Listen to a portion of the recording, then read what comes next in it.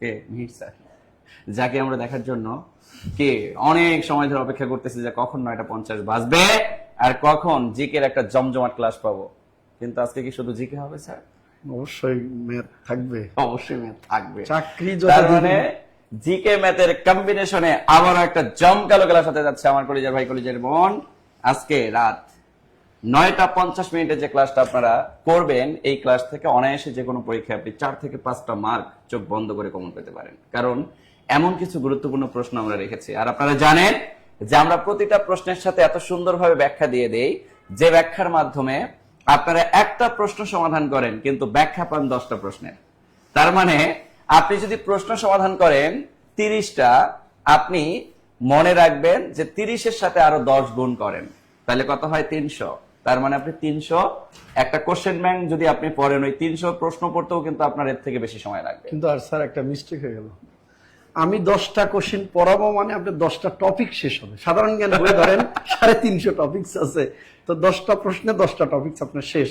তাহলে গতকালকে 10টা টপিকস পড়ালাম, আজকে 10টা পড়াবো। এবার ধরেন আপনি 30টা ক্লাস করলে আপনার একটা সাধারণ জ্ঞান বই শেষ। মাশাআল্লাহ, সিম্পল লজিক, সিম্পল লজিক। এরপর আপনি একটা প্রিলি দিবেন, ইনশাল্লাহ পাস করবেন। লিখিত দিবেন, ইনশাল্লাহ পাস করবেন। আপনি একটা চাকরি পাবেন, তাড়াতাড়ি সংসার করবেন। আমরাও এটা চাই, শান্তি আর শান্তি আর শান্তি, মানে যত করবেন তত সুখ। আপনি গেলে অশান্তিতে থাকবেন বাস। তো আমার কলেজের ভাই কলেজের বোনেরা, আজকের ক্লাসটাও আমরা সবাই শেয়ার করব এবং মেনশন করব। আর শুরুতে আমি আপনাদেরকে জাস্ট এতটুকু বলবো, আজকে ক্লাসটা অনেক বেশি ইন্টারেস্টিং এবং অনেক বেশি মজার একটা ক্লাস হতে যাচ্ছে। সো আমরা পুরো ক্লাসটাকে এনজয় করব, পুরো ক্লাসটাকে আমরা অবজারভেশন করব, পুরো ক্লাসটাকে আমরা A to Z করার চেষ্টা করব। এবং আজকের ক্লাসেও আমাদের প্রাইস মানি থাকতেছে 1200 টাকার সাথে, কিন্তু আমাদের দুইটা বই গ্রুপগুলোতে গিফট থাকবে। আমাদের জুবাইর ভাই একটা বই দিয়ে গেছে। আমাদের কিন্তু আজকেও সর্বোচ্চ শেয়ারকারী এবং মেনশনকারীকে আমরা মিহির স্যারের মিহির জিকে বই, স্যার আছে আর স্যারের ক্লাসে বই থাকবে না কোনো কথা। হ্যাঁ, মেনশনকারী কিন্তু পাবেন আমাদের ঠিক এই যে সাম্প্রতিক হাই ভোল্টেজটা, আর সর্বোচ্চ শেয়ারকারী কিন্তু পাচ্ছেন আমাদের মিহির জিকে এই মোটা বইটা। স্যার বইটার দাম কত? এটা হচ্ছে মিনিমাম 460 টাকা বিক্রি হয়। ও মাই গড, তার মানে শেয়ার করে সে 460 টাকা জিতে নিচ্ছে। হ্যাঁ, এটা আরেকটা বিষয় আছে, এটা অনেক জায়গা আছে যেই জায়গা টাকা দিয়ে কিনবে কিন্তু পায় না, এটা সময় লাগে। মানে ওই লাইব্রেরিতেই নাই। আবার এমন আছে আমাদের এই বইগুলো, আমাদের একটা টার্গেট সেলিং থাকে, তো এমন জায়গায় স্টুডেন্টের কাছে পৌঁছাইতে স্টক আউট হয়ে যায়। আচ্ছা, আমার কলেজের ভাই কলেজের বোনেরা, আমরা কিন্তু ডিলে করতে চাচ্ছি না, আমরা জাস্ট লাইভটাকে একটু শেয়ার করে দিব, বন্ধু বান্ধব শুভাকাঙ্ক্ষীদেরকে মেনশন করে দিব। আমি কিন্তু বইগুলো পাশেই রাখলাম, সর্বোচ্চ শেয়ারকারী মেনশনকারীর মধ্যে কিন্তু আজকে বই চলে যাবে। আমরা শেয়ার করতে থাকবো, মেনশন করতে থাকবো।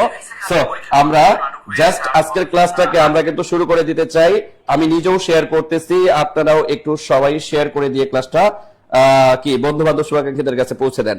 সো আমাদের সবাই আমরা একটু শেয়ার করবো। স্যার একটু মোটিভেশন দেন, পড়াশোনা করতে চায় না স্টুডেন্টরা।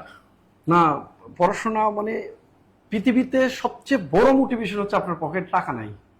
টাকার সে মোটিভেশন এর আর কিছু নাই। যদি আমরা মুসলিম, বাট এই বিষয়টা হয়তো আমরা ওই আগে থেকে করি, কিন্তু খ্রিস্টানরা এটাকে মানে, খ্রিস্টানরা এটাকে নাজবিল্লাহ আগে বলে নিচ্ছি, বলা ঠিক না, যে মানি ইজ সেকেন্ড গড, এটা মনে করে। আপনার একটা পকেটে টাকা নাই, এই জন্য আপনার পড়তে ভালো লাগবে। আপনি একটা রিলেশনে আছেন, আপনি পড়াশোনা না করলে, চাকরি না পাইলে ওরা একটা জায়গায় বিয়ে হয়ে যাবে, এই জন্য আপনার চাকরি দরকার। এগুলোর চেয়েও বড় বড় স্বপ্ন যেটা আপনার থাকা উচিত, যে বাবা মা আপনাকে কষ্ট করে পড়াশোনা করালো, তাকে জীবদ্দশায় একটা কর্ম নিয়ে আপনি তাকে খাওয়াবেন দুবেলা, এর চেয়ে বড় মোটিভেশন হয় না।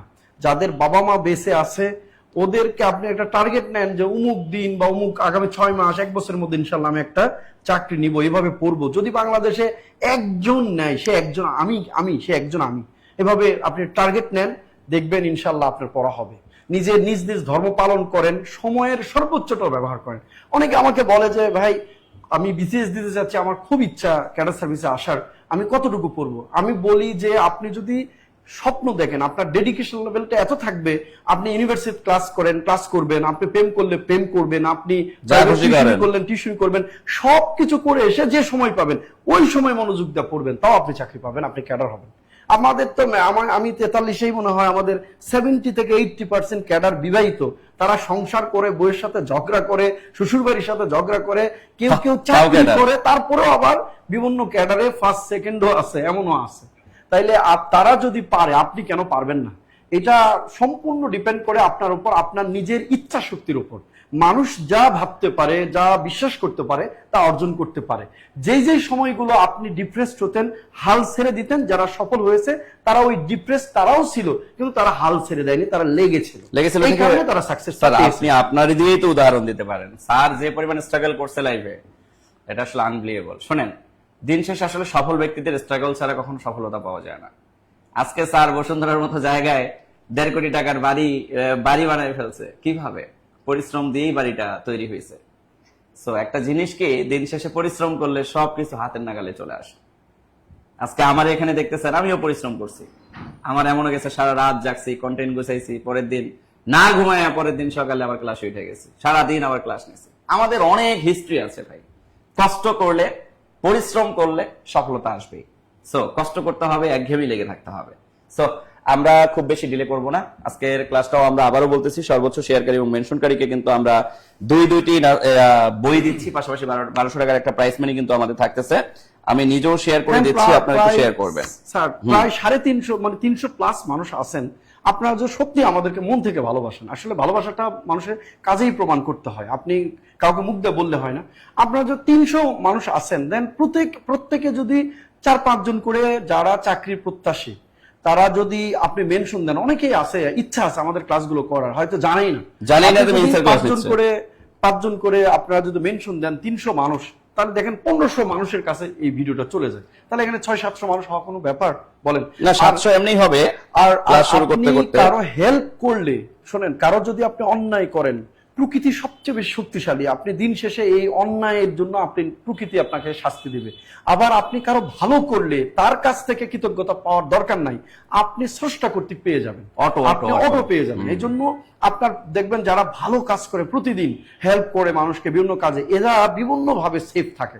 যেমন রাস্তা পার হচ্ছেন আনমনে, হঠাৎ করে একটা গাড়ি আপনার কানের বুড় দিয়ে গেছে, এইটাই আপনাকে আল্লাহ সতর্ক করে বাঁচায় দিছে, আপনি কোনো একটা পুণ্যের কাজ, ভালো কাজ করছেন এরকম। তো মানুষকে আমি এই জিনিসটা করি। আমি আমার অফিসে, স্যার সত্যি কথা, আমি আমার অফিসে যখন যাই, আমি প্রচুর কাজের চাপে থাকি, যখন থাকি তাও অনেকে আসে যে স্যার আমাকে একটু অ্যাটাস্টেড করে দিবেন, আমি চিনি না, জানি না। আসলে তো চিনা জানার পরে সত্যায়িত করে দিতে হয়। আমার কাজের চাপ আছে, হয়তো 2 মিনিট 3 মিনিট এরকম হচ্ছে, আর ক্লাসের সময় আছে, তারপরেও আমি কিন্তু দেখা গেছে মূল কাগজগুলো দেখে যতটুকু পারি, যে মূল কাগজটা দেখে তাদেরকে আমি ওই সময়ের মধ্যে দাও, তাড়াতাড়ি দাও ভাই একটু প্লিজ, বা তাড়াতাড়ি দেন একটু, স্বাক্ষর করে সিলটা দিয়ে দিই আর কি। তো এটা কেন করি? আবার দেখা গেছে অফিস টাইম থেকে হয়তো শেষ হয়েছে, বের হইতেছি, এই সময় একটা মানুষ আসছে, স্যার আমার একটু হেল্প লাগবে, একটু করা যাবে? অনেক সময় মনে হয় যে এত চাপ, আরে ধর ভালো লাগে না। যেমন রাস্তাঘাটে অনেক মানুষ কিন্তু আমাদের দেখা, ও মাই গড আপনি মির স্যার, স্যার আপনার একটা ভিডিও দেখছিলাম, স্যার আপনি এই মানিকগঞ্জ জব করেন, স্যার আপনার সাথে বাসে দেখা হবে, ভাবতেই পারিনি। প্রতিদিন একটা মেয়ে এরকম। আমি বললাম আচ্ছা আপু আমি মানুষ, অন্য কিছু নয়, আমি একজন মানুষ, আপনার মতোই মানুষ, এত এক্সাইট হওয়ার কিছু নয়, বলেন। আমি বলেন আপু, অনেক মানে আমি বললাম যে কি তো আপু থ্যাংক ইউ সো মাচ, আপনি আমাকে চিনেন, বলেন। আমি বলেন কি বলবেন বলেন। বলছে ভাই আপনার সাথে একটা সেলফি তোলার খুব ইচ্ছা। বলছে তোলেন, সমস্যা নেই। একটা ছবি তুললো, চলে গেল। আমি যে উপজেলায় চাকরি করি, সেখানে হোটেলে খাইতে গিয়া সোনালী ব্যাংক, রূপালী ব্যাংক, 2 ব্যাংকেরই যে অফিসার জেনারেল স্যার আমাকে বলছে জব মেডিসিনে, স্যার আপনাকে আমি ক্লাসগুলো দেখছি, তবে আপনার বই আমি সাম্প্রতিক বই এবং মির্জিকে একটা সাজেশন আছে না স্যার, ওই বইটা খুবই কাজে দেয় স্যার। আমি ওই শর্ট সাজেশনটা পড়ছি, বড় বইটা আপনার পড়িনি, কিন্তু ওইটা পড়ছিলাম স্যার। তো স্যার আপনাকে এখানে দেখে ভালো লাগলো আর কি। আমি বললাম না, সবচেয়ে বেশি আমার ভালো লাগছে যে আমি স্ক্রিনে কথা বলি, সেইভাবে মানুষ কি বলে এটা জানি না, সরাসরি একটা মানুষকে পেয়েছি। তো ভাই এই যে দেখেন যে আমি কারোর জন্য একটা, আমাকে সে একদিন বলেছে যে ভাই আমি একটা সমস্যায় পড়ছিলাম, একটা তথ্যের কনফিউশন, আপনাকে মেসেজ দিয়েছিলাম, আপনি পরে আমাকে ব্যাখ্যা দিয়েছিলেন ভয়েস মেসেজে, তো ভাই থ্যাংক ইউ এই জন্য, পরে আমি ওই বিষয়টা ক্লিয়ার হয়েছি। তো আমি একটা কাজ করলে মানুষ উপকৃত হয়, সেই মানুষ কিন্তু দিন শেষে আমাকে মুখে বলুক আর না বলুক, ভিতরে ভিতরে সে কিন্তু আমার ধরেন আমার জন্য দোয়া করে। আপনি কারো এই ক্লাসটাকে ইনভলভ করালেন, আপনি কারো একটা ভালো কাজ করলেন, প্রতিদিন আপনার ভালো কাজের পরিমাণ যত বেড়ে যাবে, আমি বলি আপনার রিজিক বেড়ে যাবে, আপনার বিপদ আপদ বালা মুসিবত কেটে যাবে, আপনার নেক হায়াত বাড়বে, আপনার পরিবার সেফ থাকবে। আপনি চিন্তা করবেন আপনাদের আজকের দিনে যে 2টা খারাপ কাজ হয়, 2টা গালি আসে, কিন্তু ভালো কাজ যেন 20টা হয়, তাহলে দেখবেন আপনি মনস্তাত্ত্বিক ভালো থাকবেন। ওকে, আমাদের অলরেডি আমরা ক্লাস শুরু করে দিই। আমাদের প্রায় 450 স্টুডেন্ট, সবাই প্লিজ একটু সবাই শেয়ার করে দেব, মেনশন করে দেব। মিহির স্যার কিন্তু কখনো রিকোয়েস্ট করে না, আজকে অনেকগুলো রিকোয়েস্ট করেছে। স্যারের সম্মান রক্ষার্থে আমরা সবাই শেয়ার করবো, মেনশন করবো ইনশাল্লাহ চলো। স্যার। শুরুতেই কিন্তু ম্যাথ আছে মনে হয়, তো আমরা ম্যাথ দিয়েই শুরু করি। হ্যাঁ, আচ্ছা আমার কলিজার ভাই কলিজার বোনেরা, প্রথমে আমি আবার বলতেছি, সর্বোচ্চ শেয়ারকারী মেনশনকারীকে কিন্তু আমরা এই যে মিহির স্যারের এই মোটা বইটা শেয়ারকারী পাবে, মেনশনকারী পাবে এই চিকন বইটা অর্থাৎ সাম্প্রতিকটা। এবং আমি সবাইকে রিকোয়েস্ট করব, আজকে 1200 টাকার কিন্তু একটা প্রাইজ মানিও থাকবে আজকের ক্লাসে সর্বোচ্চ শেয়ারকারী এবং মেনশনকারীদের মধ্যে। তো আমরা শেয়ার করে দিব, আমরা ক্লাসটা শুরু করে দেই। প্রথম ম্যাথ আমার কলিজার ভাই কলিজার বোনেরা, প্রথম ম্যাথটা কিন্তু আমাদেরকে পারতে হবে। বলেন কি বলেছে, প্রথম 10টি বিজোড় সংখ্যার যোগফল কত? খুব মনোযোগ দিয়ে যদি আপনি একটু থিঙ্কিং করেন, তাইলে জিনিসটাকে আপনি অবজারভেশন করতে পারবেন। আপনাকে প্রশ্ন করেছে প্রথম 10টি বিজোড় সংখ্যার যোগফল। দেখেন, যখনই আপনাকে এই ধরনের প্রশ্ন করবে, আপনি একটা জিনিস মাথায় রাখবেন, যদি আপনাকে প্রথম 10টি বিজোড় সংখ্যার যোগফল বলে, অর্থাৎ আপনাকে আমি একটা জিনিস বলি, n সংখ্যক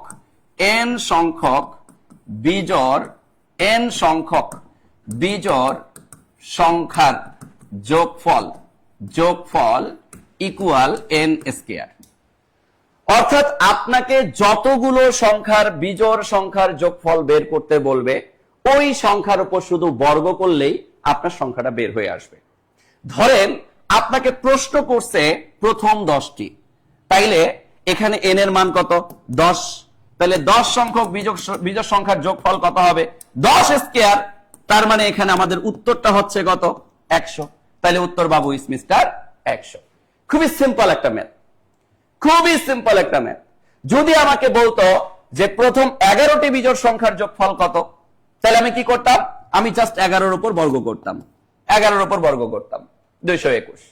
আমাকে যদি বলতো প্রথম 12টি সংখ্যার বর্গের যোগফল কত, বিজোড় সংখ্যক যোগফল কত, তাহলে প্রথম 12টি বিজোড় সংখ্যক যোগফলের মান হইতো 12-এর উপর স্কয়ার, অর্থাৎ 144। এক কথায় যতগুলো বলবে তার উপর বর্গ, যত সংখ্যক বলবে তার উপর বর্গ। আমি কি কথা বুঝাতে পারছি আমার কলিজার ভাই কলিজার বোনেরা? সবাই শেয়ার করবো, মেনশন করবো, বন্ধুদেরকে জানিয়ে দিব যে আজকের ক্লাস শুরু হয়ে গেছে। মাশাআল্লাহ আমার কলিজার ভাই কলিজার বোনেরা, খুবই মজার একটা প্রশ্ন। দেখেন, বিএসবি কে সহকারী পরিচালক পরীক্ষা 2023 সালে আসছে, জীবন বীমা কর্পোরেশন পরীক্ষা 2021 সালে আসছে, যুব উন্নয়ন অধিদপ্তর পরীক্ষা 2018 সালে আসছে। ও আমার কলিজার ভাই কলিজার বোনেরা, যখনই আপনাকে এই ধরনের প্রশ্ন করবে, এই ধরনের প্রশ্নের মেথড খুবই সিম্পল। আপনাকে কি বলছে দেখেন, বলছে পর পর 3টি সংখ্যার গুণফল 120। এবার বলতেছে পর পর তাহলে 3টি সংখ্যার যোগফল কত? প্রশ্নের কিন্তু মানেটা কিন্তু এটাই, আমাকে প্রশ্ন করতেছে যে পর পর 3টি সংখ্যার গুণফল 120, তাহলে তাদের যোগফল কত? শোনেন, যখনই আপনি তাদের যোগফল বের করতে যাবেন, যোগফলটা বের করার আগে আপনি 120-এর কি করবেন? লসাগু করবেন। এটাকে যদি আপনি লসাগু করেন, তাইলে নিচে কত পাচ্ছেন? 60। আবার লসাগু করেন, নিচে কত পাচ্ছেন? 30। আবার লসাগু করেন, নিচে কত পাচ্ছেন? নিচে পাচ্ছেন আপনি 15। আবার লসাগু করেন, আপনি 3 5 15 পাচ্ছেন। এবার প্রথম 3টি সংখ্যার যোগফল, তাহলে এখানে প্রথম 3টি পর পর বলছে, তাহলে এখানে 2 2, এই দেখেন 2 গুণন 2 গুণন 2 গুণন 3 গুণন 5। তাহলে এখানে 3টি পর পর 3টি ব্যাপারটা এভাবে চিন্তা করবেন, এই যে প্রথম 2টা একটা, এই যে প্রথম 2টা মিলে একটা, এই যে শেষের একটা, টোটাল 3টা। তাহলে এখানে 2 দ্বিগুণে কত? 4। 2 দ্বিগুণে কত? 4। এবার যেহেতু আমাকে যোগ করতে হবে, তাহলে যোগ। 3 দ্বিগুণে কত? 6। তাহলে এখানে 6 দেন, যোগ। তৃতীয় স্তরে কে আছে? 5। তাহলে এখানে আপনাকে 5 দিতে হবে। তার মানে এখানে 2 দ্বিগুণে 4, আমি 4 দিলাম, যোগ 3 দ্বিগুণে কত আছে? এখানে 6, আমি 6 দিলাম। একদম শেষে গিয়ে আমার কত আছে? 5। 5-এর সাথে কিছু নাই, মানে শুধু 5। তাহলে যোগ করলে কত হয়? 4 আর 6 কত? 10। 10 আর 5 কত? 15। তাহলে উত্তর বাবু ইস মিস্টার 15। এক কথায় আপনাকে যদি কখনো বলে পরপর 3টি সংখ্যার গুণফল এত, তাহলে তাদের যোগফল কত? আপনি লসাগু করে 2টা করে নিয়ে 3টা পর্ব তৈরি করবেন, আর এই 3টা পর্বের মানের যোগফলই হচ্ছে আপনার উত্তর।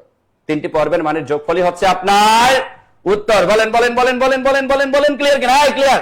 একটু ঝটপট কমেন্ট করতে হবে, বলেন ক্লিয়ার কিনা? মাশাআল্লাহ, সবাই ক্লিয়ার, সবাই ক্লিয়ার, সবাই ক্লিয়ার। ওকে স্যার, ও স্যার আপনার প্রশ্ন চলে এসেছে স্যার। লন, এই যে আপনার মেডিসিন, এই যে আপনার, তাহলে এই প্রশ্নের উত্তর তো সবাই পারবে মনে হয়। আচ্ছা, 1971 সালে মুক্তিযুদ্ধে বাংলাদেশের নৌ সেক্টর কত নম্বর সেক্টরে বিভক্ত ছিল? এই প্রশ্ন আপনারা পারবেন, খুবই সহজ। হ্যাঁ, নৌ সেক্টর বাংলাদেশের কত নম্বর সেক্টরে ছিল, কিন্তু আমি কিছু ব্যতিক্রম জিনিস লিখে দিব, সেগুলো আপনার লাগবে। বাংলাদেশের মুক্তিযুদ্ধের সময় সেক্টরগুলো গঠন করা হয়েছিল 11 এপ্রিল থেকে 12 জুলাই পর্যন্ত। এই টাইমের মধ্যে মুক্তিযুদ্ধের সেক্টরগুলো গঠন করা হয়েছিল। মোট সেক্টর ছিল, আপনারা জানেন, বাংলাদেশে 11টি সেক্টরে বাংলাদেশকে বিভক্ত করা হয়েছিল। 11টি স্যার সেক্টর। আপনার মনে হয় বন্ধ করে দিয়েছেন নাকি? এই যে লাল বাতি জ্বালায় রাখছেন, ওখানে ক্লিক করছেন। আচ্ছা, আমারটা দিয়ে গেল। আচ্ছা, বাংলাদেশের এপ্রিল থেকে জুলাই পর্যন্ত এই বাংলাদেশের মোট 11টি সেক্টরে বিভক্ত করা হয়েছিল এবং 64টি সাব সেক্টর ছিল। 64টি সাব সেক্টর। সেক্টরগুলো কেন করা হয়েছিল, উদ্দেশ্য কি? সেক্টরগুলো উদ্দেশ্য করা হচ্ছে মুক্তিযুদ্ধ সঠিকভাবে পরিচালনা করার জন্য বাংলাদেশকে 11টি সেক্টর এবং তার অধীনে 64টি সাব সেক্টরে বিভক্ত করা হয়। 11টি সেক্টর, তার অধীনে 64টি সাব সেক্টরে বিভক্ত করা হয়। একটু মনে রাখবেন, এই সেক্টরগুলো 11 এপ্রিল থেকে 12 জুলাই 1971 সালে এগুলোকে গঠন করা হয়েছিল। আর পরবর্তী এই 11টি সেক্টর দেশ স্বাধীনের পরে এগুলো বিলুপ্ত করা হয়েছে 12 ফেব্রুয়ারি 1972 এই সেক্টরগুলো বিলুপ্ত করা হয়েছে। এখানে আপনার এইগুলো পরীক্ষাতে খুব আসে না, পরীক্ষাতে আসে সেক্টরগুলোতে মূলত যে কাজগুলো হয়েছে সেগুলোতে। আমরা আপনাদের একটু এখানে কি কি প্রশ্ন আসে সেই জিনিসগুলো একটু বলি, যেগুলো আপনার একটু আসে। সেক্টরটা বাংলাদেশের এখানে সেক্টরের আমি যদি একটু সংক্ষেপে বলি তাহলে আপনি এখান থেকে ক্লিয়ার হয়ে যাবেন। ধরেন এটা বাংলাদেশ, এই বাংলাদেশকে 11টা সেক্টরে ভাগ করা হয়েছে। সবসময় মনে রাখবেন দুইটা জিনিস, জাতীয় সংসদের আসনগুলো বন্টন হয়েছে সর্ব উত্তর থেকে, আর যা বাংলাদেশের মুক্তিযুদ্ধের সেক্টরগুলো বন্টন করা হয়েছে সর্বদক্ষিণ থেকে। হ্যাঁ, সর্বদক্ষিণ থেকে। তাহলে এই যে এইখান থেকে এই পর্যন্ত দক্ষিণের এই জায়গাটা 1 নম্বর সেক্টর ছিল। এখানে কি কি আছে আপনারা যদি বাংলাদেশের মানচিত্র দেখেন তাহলে পার্বত্য চট্টগ্রামের জেলা 3টা জেলা আছে, রাঙামাটি, বান্দরবান, খাগড়াছড়ি। আচ্ছা, এখানে আছে কক্সবাজার, এখানে আছে কক্সবাজার, এখানে আছে চট্টগ্রাম, ফেনী পর্যন্ত 1 নম্বর সেক্টর। 1 নম্বর সেক্টর যেখানে শেষ হয়েছে সেখানেই মূলত তারপরে যে জায়গাটা এটা 2 নম্বর সেক্টর। তাহলে 2 নম্বর সেক্টরের মধ্যে এখানে আছে ঢাকা, কুমিল্লা, নোয়াখালী, ব্রাহ্মণবাড়িয়ার কিছু অংশ। আচ্ছা, এখানে ঢাকার আরো কিছু অংশ, কারণ মুক্তিযুদ্ধের সময় বাংলাদেশে কিন্তু জেলা ছিল 19টি। ঠিক আছে, মুক্তিযুদ্ধের সময় বাংলাদেশে কতটি জেলা ছিল? 19টি জেলা ছিল আর 4টি বিভাগ ছিল বাংলাদেশে। আবার এগুলো পরীক্ষা আসে যে মুক্তিযুদ্ধের সময় বাংলাদেশের বিভাগ ছিল কয়টা? 4টি বিভাগ। মুক্তিযুদ্ধের সময় বাংলাদেশের জেলা ছিল কয়টা? 19টি জেলা। তো ওই সময় ঢাকার যে অংশ, বর্তমানে আপনার ঢাকার কেরানীগঞ্জ বলেন, এই পাশটা নরসিংদী পর্যন্ত, এগুলো তো বৃহত্তম ঢাকা ছিল। তো এই সেক্টরটা হচ্ছে 3 নম্বর এখানে সেক্টর, যেটা হচ্ছে কিশোরগঞ্জ পর্যন্ত মূলত এখানে 3 নম্বর সেক্টর ছিল। 4 নম্বর সেক্টর এখানে হচ্ছে আপনার সিলেটের পূর্বাঞ্চল, যেটা এই পূর্বাঞ্চল হচ্ছে 4 নম্বর সেক্টর।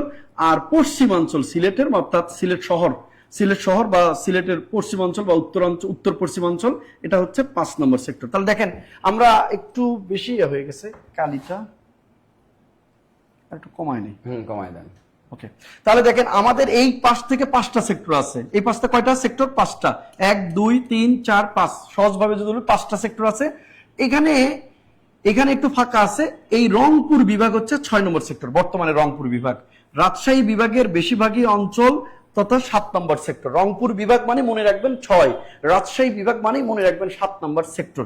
আর খুলনা বিভাগের সুন্দরবন অংশ ছাড়া বাকি অংশটা হচ্ছে 8 নং সেক্টর। তাহলে এখানে 8 নম্বর সেক্টরে আসে, কারণ এখানে অস্থায়ী সরকার গঠন করা হয়েছিল তৎকালীন কুষ্টিয়া জেলার মেহেরপুর মহকুমায়, অর্থাৎ বর্তমানে মেহেরপুর জেলার বৈদ্যনাথ তলার আমবাগানে এই অস্থায়ী সরকার গঠন করা হয়েছিল। এই জন্য এটা বারবার আসে, অস্থায়ী সরকার কয় নম্বরে ছিল? 8। তাহলে এখানে মেহেরপুর, কুষ্টিয়া, যশোর, এখানে খুলনার কিছু অংশ, এখানে 8 নম্বর সেক্টর। আর এখানে মনে রাখবেন সুন্দরবন আর বরিশালটা হচ্ছে 9 নং সেক্টর। তাহলে সুন্দরবনের জেলা আপনারা জানেন, আমরা এর আগের ক্লাসগুলোতে পড়েছি, বাঘ সাঁতারে খুব পটু। হ্যাঁ, বাঘ সাঁতারে খুব পটু। বাঘতে বাগেরহাট, মানে সাঁতারতে সাতক্ষীরা, হ্যাঁ, বাগেরহাট, সাতক্ষীরা, খুতে খুলনা, বতে বরগুনা, পটুতে পটুয়াখালী। তাহলে সুন্দরবনে এই যে 5টা জেলা আছে, তো এখানে যে জেলাগুলো আছে সেই জেলাগুলোর নিচের যে অংশগুলো পড়েছে সেই অংশগুলো কিন্তু আপনার 9 নম্বর সেক্টর। আর বরিশাল বিভাগের 6টা জেলা আছে, আপনারা জানেন যে বরিশাল, ভোলা, তারপরে হচ্ছে পটুয়াখালী, বরগুনা যেগুলো আছে, এই যে ঝালকাঠি, এই জেলা বিভাগটা হচ্ছে মিলে 9 নম্বর সেক্টর। আর এই যে পানি থাকলো উপকূল, এই উপকূলটা হচ্ছে আপনার 10 নং সেক্টর। এখন বলেন আমাকে, আপনি নৌকা চলে কোথায়, তারপরে আপনার জাহাজ চলে কোথায়, স্টিমার চলে কোথায়, এগুলো সবগুলো চলে কোথায়? পানিতে। এই জন্য নৌ সেক্টরটা ছিল কোথায়? এই উপকূলে তথা পানিতে 10 নং সেক্টর। আর এই যে বাংলাদেশের বাকি একটু জায়গা এখানে বাকি আছে, এখানে বাংলাদেশের সর্বশেষ বিভাগ আছে ময়মনসিংহ। এই ময়মনসিংহ এবং টাঙ্গাইল বাংলাদেশের সর্বশেষ বিভাগ, সর্বশেষ সেক্টর। তাহলে বাংলাদেশ সেক্টর কয়টা? 11টা। তাহলে সর্বশেষ বিভাগই হচ্ছে সর্বশেষ সেক্টর। ময়মনসিংহ বিভাগ হচ্ছে 11 নং সেক্টরের অধীনে ছিল। তাহলে এই পাশে 5টা, এই পাশে 5টা, 10টা সর্বশেষ বিভাগ, সর্বশেষ সেক্টর, এই হচ্ছে 11টা। এই ক্লাসগুলো আপনারা আরো বিস্তারিত করতে গেলে আমরা এগুলো জব মেডিসিনে আলাদা বেসিক ক্লাস নেব, তখন আপনাকে আমরা এগুলো বোঝানোর চেষ্টা করব। তাহলে বাংলাদেশের উপকূলীয় জেলা কোনটি? 10। বাংলাদেশের নৌ সেক্টর দ্বারা গঠিত সেক্টর কোনটা ছিল? 10। বাংলাদেশে যে সেক্টরে নিয়মিত কোনো সৈন্য ছিল না? 10। বাংলাদেশের যে সেক্টরে সেক্টর কমান্ডার ছিল না, সেই সেক্টর হচ্ছে 10। হ্যাঁ, তো এই গুরুত্বপূর্ণ তথ্যগুলো আপনার মনে রাখবেন। 10 নম্বর সেক্টর। ঢাকা কয় নম্বর সেক্টর? 2 নম্বর সেক্টর। আর অস্থায়ী সরকার কয় নম্বর সেক্টর ছিল? 8 নম্বর। এই তিনটা পরীক্ষায় সবচেয়ে বেশি আসে। আবার মনে রাখবেন, উপকূলীয় সেক্টর বা নৌ সেক্টর কয় নম্বর? 10। ব্যতিক্রম সেক্টর কত? 10। ঢাকা, আমাদের বাংলাদেশের রাজধানী ঢাকা, কয় নং সেক্টর? 2 নম্বর। আর অস্থায়ী সরকার গঠন হয়েছিল কয় নম্বর সেক্টরে? 8 নম্বরে। তিনটা পড়লেই 11 থেকে 20 গ্রেডে 90 ভাগ কোশ্চেন সেক্টর থেকে আপনি কম পেয়ে যাবেন ইনশাল্লাহ। তাহলে এই প্রশ্নের উত্তর হচ্ছে 10 নং। এই প্রশ্ন উত্তর কি? 10 নং। ঠিক আছে। 8 নম্বর তো পেয়ে গেলেন মুজিবনগর সরকার, 9 নম্বর তো পেয়ে গেলেন সুন্দরবন এবং বরিশাল বিভাগ, 11 নম্বর সেক্টর পেয়ে গেলেন বাংলাদেশের সর্বশেষ বিভাগ ময়মনসিংহ ও টাঙ্গাইল হচ্ছে 11 নং সেক্টরের অন্তর্ভুক্ত ছিল। ক্লিয়ার কি না বলেন? কোন প্রশ্ন থাকলে একটু উত্তর দিবেন প্লিজ। কোন প্রশ্ন থাকলে অবশ্যই কোশ্চেন করবেন আমাদের। 10 নং সেক্টর ক্লিয়ার কি না? এর থেকে আপনি ভিডিওটা বারবার দেখবেন এগুলো ক্লিয়ার হওয়ার জন্য। ঠিক আছে, থ্যাংক ইউ সো মাচ। যারা সঠিক উত্তর দিয়েছেন 10, আপনাদের উত্তর সঠিক হয়েছে। যারা সঠিক উত্তর দিয়েছেন 10, আপনাদের উত্তর সঠিক হয়েছে। ওকে, আমরা পরের প্রশ্নে যাচ্ছি ইনশাল্লাহ। এরপরে আমরা যাচ্ছি বাংলাদেশ সিকিউরিটি প্রিন্টিং প্রেস। হ্যাঁ, বাংলাদেশ সিকিউরিটি প্রিন্টিং প্রেস, এটা খুবই গুরুত্বপূর্ণ একটা জিনিস। বাংলাদেশ সিকিউরিটি প্রিন্টিং প্রেস, এটার কাজ কি? এটার কাজ হচ্ছে মুদ্রা। এটা টাকশাল। হ্যাঁ, সিকিউরিটি প্রিন্টিংকে আমরা সংক্ষেপে বলি টাকশাল। এখানে মুদ্রা ছাপানো হয়, টাকশাল। হ্যাঁ, বাংলাদেশের যে মুদ্রাগুলো সবগুলো, কিছু মুদ্রা আছে এখানে ছাপানো হয়, বাকিগুলো বাইরে থেকেও ছাপানো হয়। টাকশাল যদি সহজভাবে বলি, তাহলে বাংলাদেশ সিকিউরিটি প্রিন্টিং প্রেস এটা কোথায় অবস্থিত? এই টাকশালটা 1988 সালে প্রতিষ্ঠা করা হয় শিমুলতলি, গাজীপুর। হ্যাঁ, এই প্রশ্নের উত্তর হচ্ছে শিমুলতলি, গাজীপুর। বাংলাদেশের যে টাকশালটা আছে এটা কোথায় আছে? শিমুলতলি, গাজীপুরে অবস্থিত। কত সালে প্রতিষ্ঠা হয়েছে এটা? 1988 সালে এটা প্রতিষ্ঠা হয়েছে। তবে এটি প্রথম কার্যক্রম শুরু করে, প্রতিষ্ঠা হয়েছে 88, কার্যক্রম শুরু করছে এটা 1989 সাল থেকে। এবং এই যে টাকশাল থেকে বাংলাদেশের বর্তমানে নোট আছে ভাই 10টি। আপনারা জানেন বাংলাদেশে বর্তমানে নোট আছে কয়টি? 10টি। কয়টা নোট আছে? এই আপনার কাছে আছে? টাকা আছে? স্যারের পকেটে আছে কিন্তু অনেকগুলো টাকা। 10টা নোট আছে। হ্যাঁ, 10টা নোটের মধ্যে সরকারি নোট হচ্ছে 3টি। স্যারের কাছে সরকারি নোট নাই, স্যার বেসরকারি মানুষ। আমাদের মতো গরিবদের কাছে সরকারি নোট আছে। হ্যাঁ, আরেকটা হচ্ছে ব্যাংক নোট, আরেকটা কিন্তু বেসরকারি নোট না, ব্যাংক নোট। তাহলে সরকারি নোট আর কি বলছি ভাই? Bank note. তাহলে সরকারি নোট, ব্যাংক নোট। সরকারি নোট হচ্ছে 3টি আর ব্যাংক নোট হচ্ছে 60টি। তাহলে মোট হচ্ছে নোট কয়টি? 10টি। এখন আপনি কোনটা সরকারি আর কোনটা ব্যাংক নোট এটা বুঝবেন কিভাবে? সরকারি নোটের এখানে 2টা বৈশিষ্ট্য আছে, মনে রাখলে পারবেন। একটা হচ্ছে সরকারি নোট ইস্যু করে, এই সরকারি নোটটা ইস্যু করে অর্থ দপ্তর, মানে অর্থ মন্ত্রণালয়ের অর্থ দপ্তর থেকে। অর্থ মন্ত্রণালয়ের 4টা বিভাগ আছে। হ্যাঁ, তার মধ্যে একটা বিভাগের নাম হচ্ছে অর্থ দপ্তর।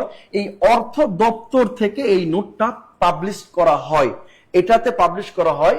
আর যেহেতু এটা মন্ত্রণালয় করে, আর এই মন্ত্রণালয়ের যিনি মূলত প্রধান থাকে, এই মন্ত্রণালয়ের যিনি মূলত সচিব থাকেন, অর্থ সচিব, তিনি এটাতে স্বাক্ষর করেন, অর্থ সচিব। তাহলে সরকারি নোট, আপনি যদি কোনো টাকাতে লেখা থাকে যে ওখানে ইস্যু করছে অর্থ দপ্তর, লেখা স্বাক্ষর থাকে অর্থ সচিবের, তাহলে আপনি বুঝবেন ওইটা সরকারি নোট এবং এটা বিনিময়যোগ্য নোট নয়।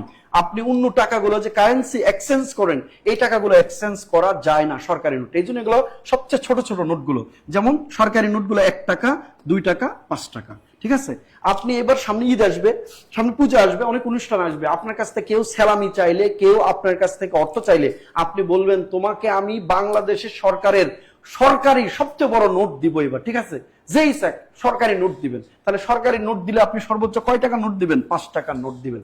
এই 5 টাকার নোট কে ইস্যু করে? অর্থ দপ্তর। স্বাক্ষর কার থাকে? অর্থ সচিবের। তাহলে সরকারি নোট কয়টা? 3টা, 1 টাকা, 2 টাকা, 5 টাকা। এগুলো হচ্ছে সরকারি নোট। আর বাকিগুলো কি? 7টি হচ্ছে ব্যাংক নোট, বিনিময়যোগ্য।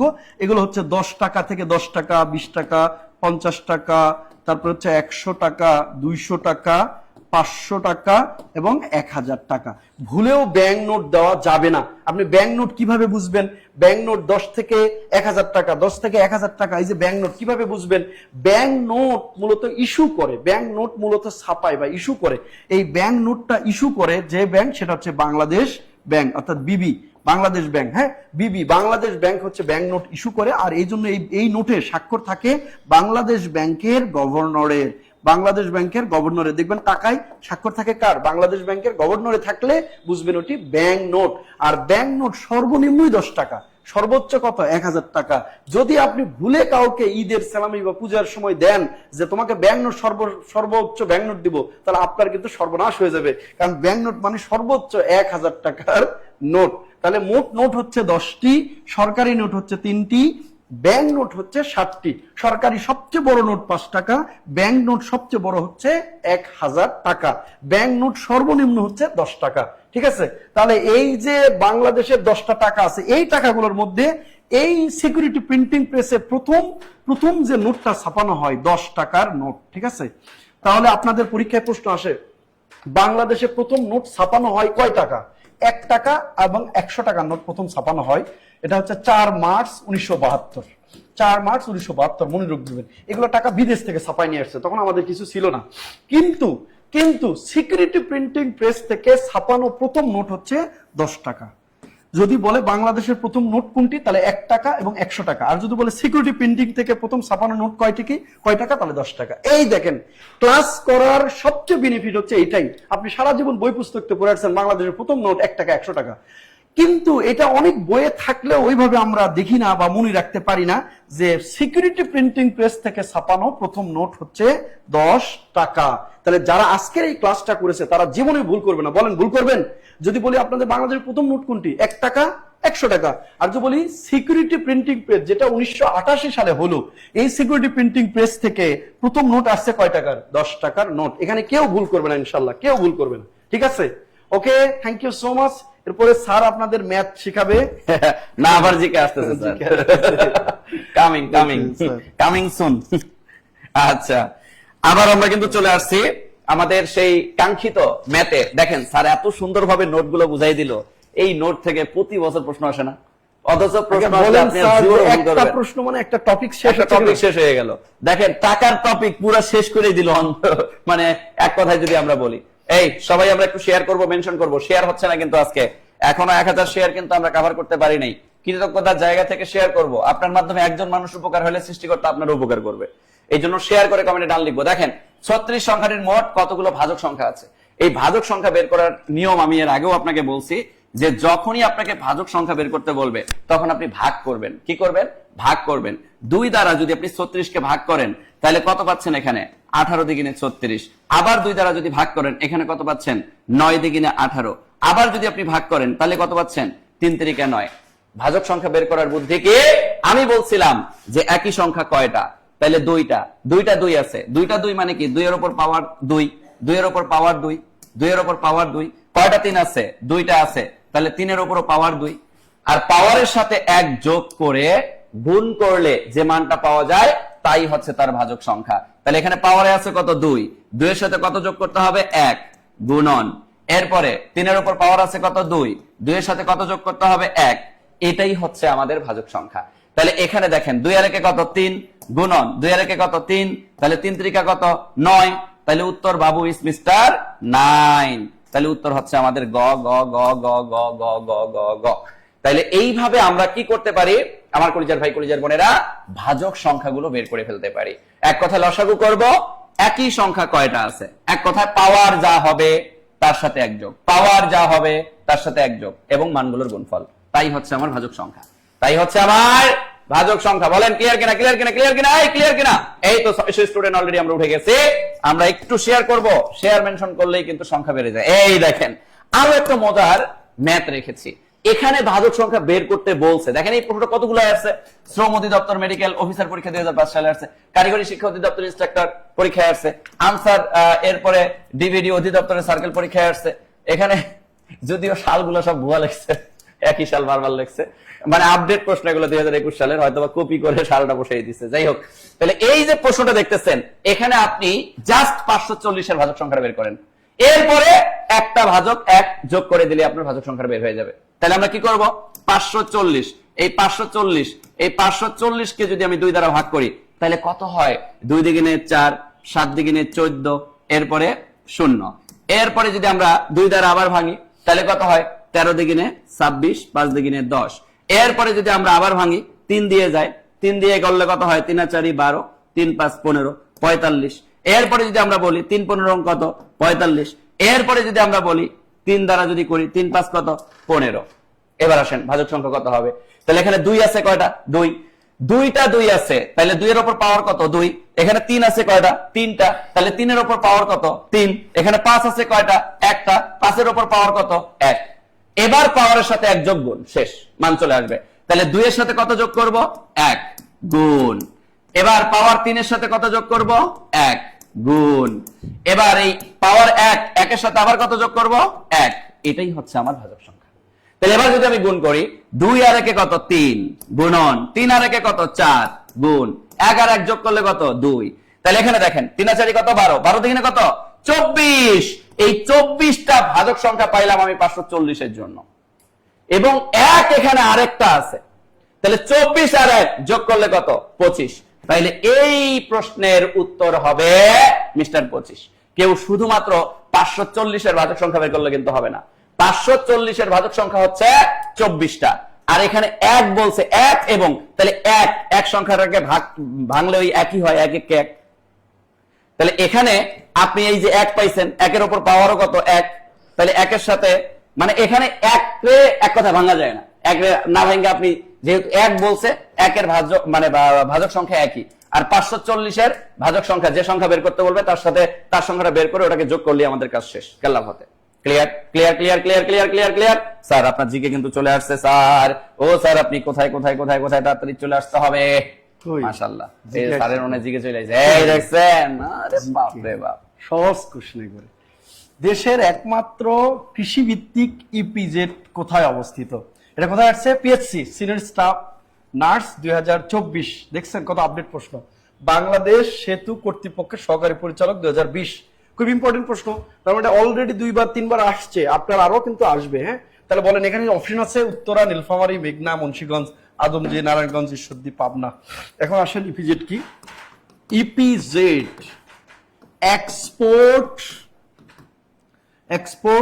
বা export processing zone, export processing zone বা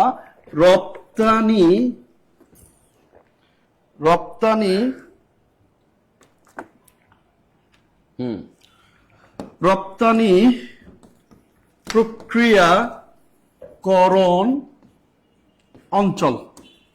এটা বলতে কি বোঝেন? একটু বোঝেন। এক্সপোর্ট করা, আমরা দুইটা কাজ করি, ইম্পোর্ট করি, এক্সপোর্ট করি। তাহলে আমরা রপ্তানি করি। এই যে রপ্তানি করতে যে জায়গাটাতে প্রসেস করা হয়, প্রক্রিয়াজাত করা হয়, তৈরি করা হয়, যে জায়গাতে প্যাকেজিং করা হয়, ওই জায়গাটাকেই আমরা বলছি EPZ, export processing zone. Export processing zone, রপ্তানি প্রক্রিয়াকরণ অঞ্চল। এইটার মাধ্যমে আমরা রপ্তানি পণ্যগুলোকে প্রসেস করে থাকি। তাহলে বাংলাদেশে দেশের একমাত্র কৃষিভিত্তিক, এখানে বলছে ইপিজেড।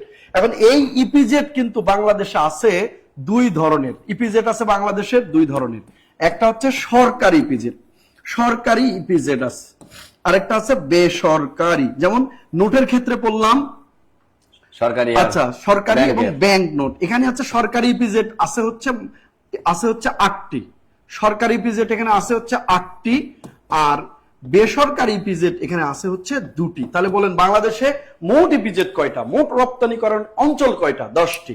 বাংলাদেশে রপ্তানি প্রক্রিয়াকরণ অঞ্চল আছে মোট 10টি, তার মধ্যে সরকারি কয়টি? 8টি। বেসরকারি কয়টি? 2টি। তাহলে সরকারি 8টি, বেসরকারি 2টি। এই সরকারি 8টিকে মনে রাখার জন্য আমরা একটা টেকনিকে দিয়েছে, মির্জিকে বইও আছে, আপনাদের এখানে বেসিক ক্লাসগুলোতে আমরা পড়াবো। সিডি এমসি ইউক, সিডিএমসি ইউক, এইটার মাধ্যমে আপনি 8টা সরকারি ইপিজেড মনে রাখতে পারেন। সিডিএমসি ইউক, সিডিএমসি ইউক। সিতে হলো চট্টগ্রাম, সিতে হচ্ছে চট্টগ্রাম, সিতে হচ্ছে চট্টগ্রাম, ঠিক আছে। ডিতে হচ্ছে ঢাকা, ডিতে হচ্ছে ঢাকা, চট্টগ্রাম ঢাকা। এমতে হচ্ছে মংলা, তো মংলা আছে কোথায়? বাগেরহাট। আপনারা জানেন মংলা সমুদ্র বন্দর বাংলাদেশের দ্বিতীয় সমুদ্র বন্দর, যেটা মংলা বাগেরহাটে আছে। তাহলে এমতে মংলা বাগেরহাট। সিতে কুমিল্লা, সিতে কুমিল্লা, তো কুমিল্লা তো কুমিল্লাই, সিতে হচ্ছে কুমিল্লা। তাহলে কি আছে? চট্টগ্রাম, ঢাকা, মংলা বাগেরহাট এবং কুমিল্লা, 4টা। ইতে ঈশ্বরদী। আপনারা জানেন ঈশ্বরদী বাংলাদেশের চিনি কলের জন্য বিখ্যাত, বাংলাদেশের সবচেয়ে বড় বৃহত্তম রেল জংশন আছে ঈশ্বরদী, তো আরো অনেক কিছু আছে ঈশ্বরদী। হ্যাঁ, তাহলে ইতে ঈশ্বরদী, ঈশ্বরদী হচ্ছে পাবনার একটা উপজেলা, ঈশ্বরদী পাবনা, পাবনা। তাহলে এই ঈশ্বরদী পাবনা। ইউতে হলো উত্তরা, উত্তরা। বাংলাদেশের একমাত্র কৃষি ভিত্তিক ইপিজেড হচ্ছে উত্তরা। আপনারা যারা যারা উত্তরা উত্তর দিয়েছেন তাদের উত্তর সঠিক হয়েছে। এখন বলেন এই উত্তরা ইপিজেড কোথায় অবস্থিত? উত্তরা ইপিজেড কোথায় অবস্থিত? ঢাকার উত্তরাতে, ঢাকার উত্তরাতে উত্তরা ইপিজেড অবস্থিত। বলেন উত্তরা ইপিজেড কোথায় অবস্থিত? ঢাকার উত্তরা। উত্তরা ইপিজেড অবস্থিত হচ্ছে বাংলাদেশের উত্তরবঙ্গের একটা জেলা, নাম হচ্ছে নীলফামারী। এই জেলাটা বিখ্যাত অনেকগুলো কারণে, তার মধ্যে একটা কারণ হচ্ছে এই যে কৃষিভিত্তিক ইপিজেড আছে, আমাদের মামিনুল স্যারের বাসা এখানে, এই জন্য বিখ্যাত। কারণ আপনারা এই যে স্যারের কাছে এত সেবা পাচ্ছেন।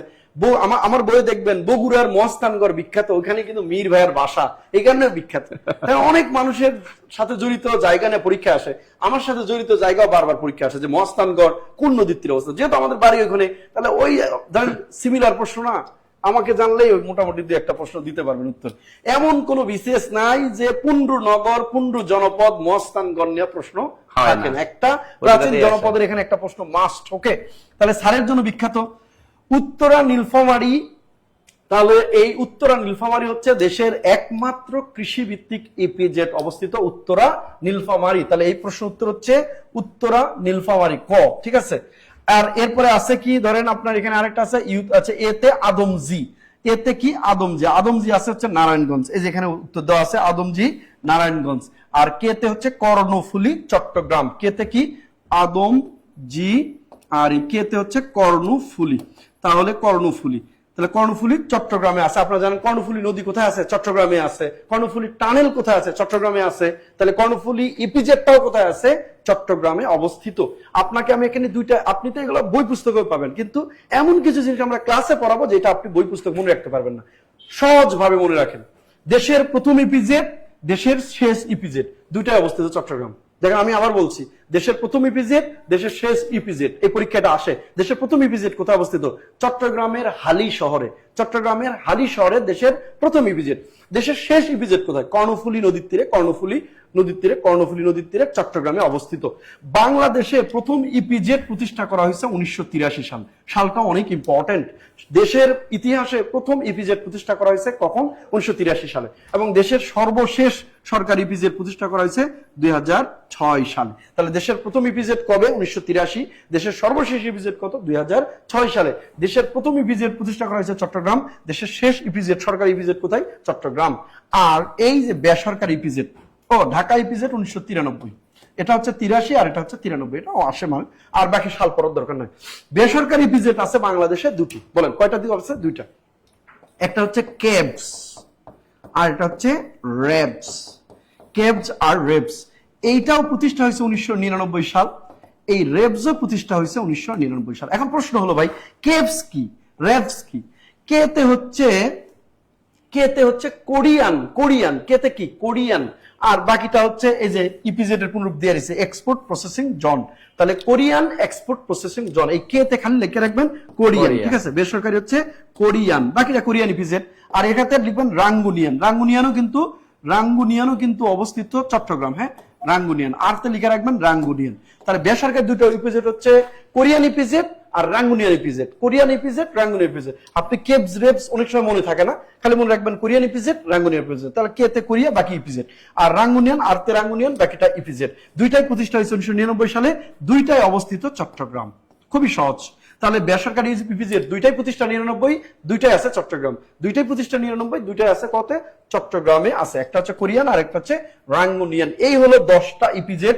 এই ইপিজেড কে নিয়ন্ত্রণকারী প্রতিষ্ঠানের নাম হচ্ছে ব্যবজা,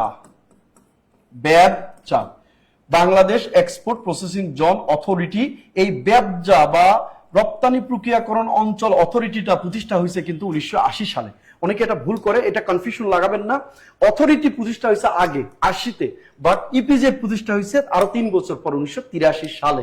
এই ব্যবজা কোন মন্ত্রণালয়ের অধীন? এটা 11 থেকে 20 গ্রেডে অসংখ্য পরীক্ষা আসছে, প্রধানমন্ত্রীর কার্যালয়ের অধীন বা প্রধানমন্ত্রীর কার্যালয়ের অধীন। তাহলে ব্যবজা কোন মন্ত্রণালয়ের অধীন বলেন? প্রধানমন্ত্রীর কার্যালয়, এটা পরীক্ষায় আসেই। ব্যবজা আর একটা আসে হচ্ছে প্রতিরক্ষা মন্ত্রণালয়ের প্রধানকে? প্রধানমন্ত্রী। তাহলে ব্যবজার এর প্রধানকে বলেন প্রধানমন্ত্রী। ব্যবজা কোন মন্ত্রণালয়ের অধীন? প্রধানমন্ত্রীর মন্ত্রণালয়ের অধীন। ব্যবজা প্রতিষ্ঠা হয়েছে আগে নাকি দেশে প্রথম ইপিজেড প্রতিষ্ঠা হয়েছে আগে? অবশ্যই ব্যবজা প্রতিষ্ঠিত হয়েছে আগে। কত সালে? 1980 সালে। আর দেশে প্রথম ইপিজেড কবে প্রতিষ্ঠা হয়েছে? 1983 সালে।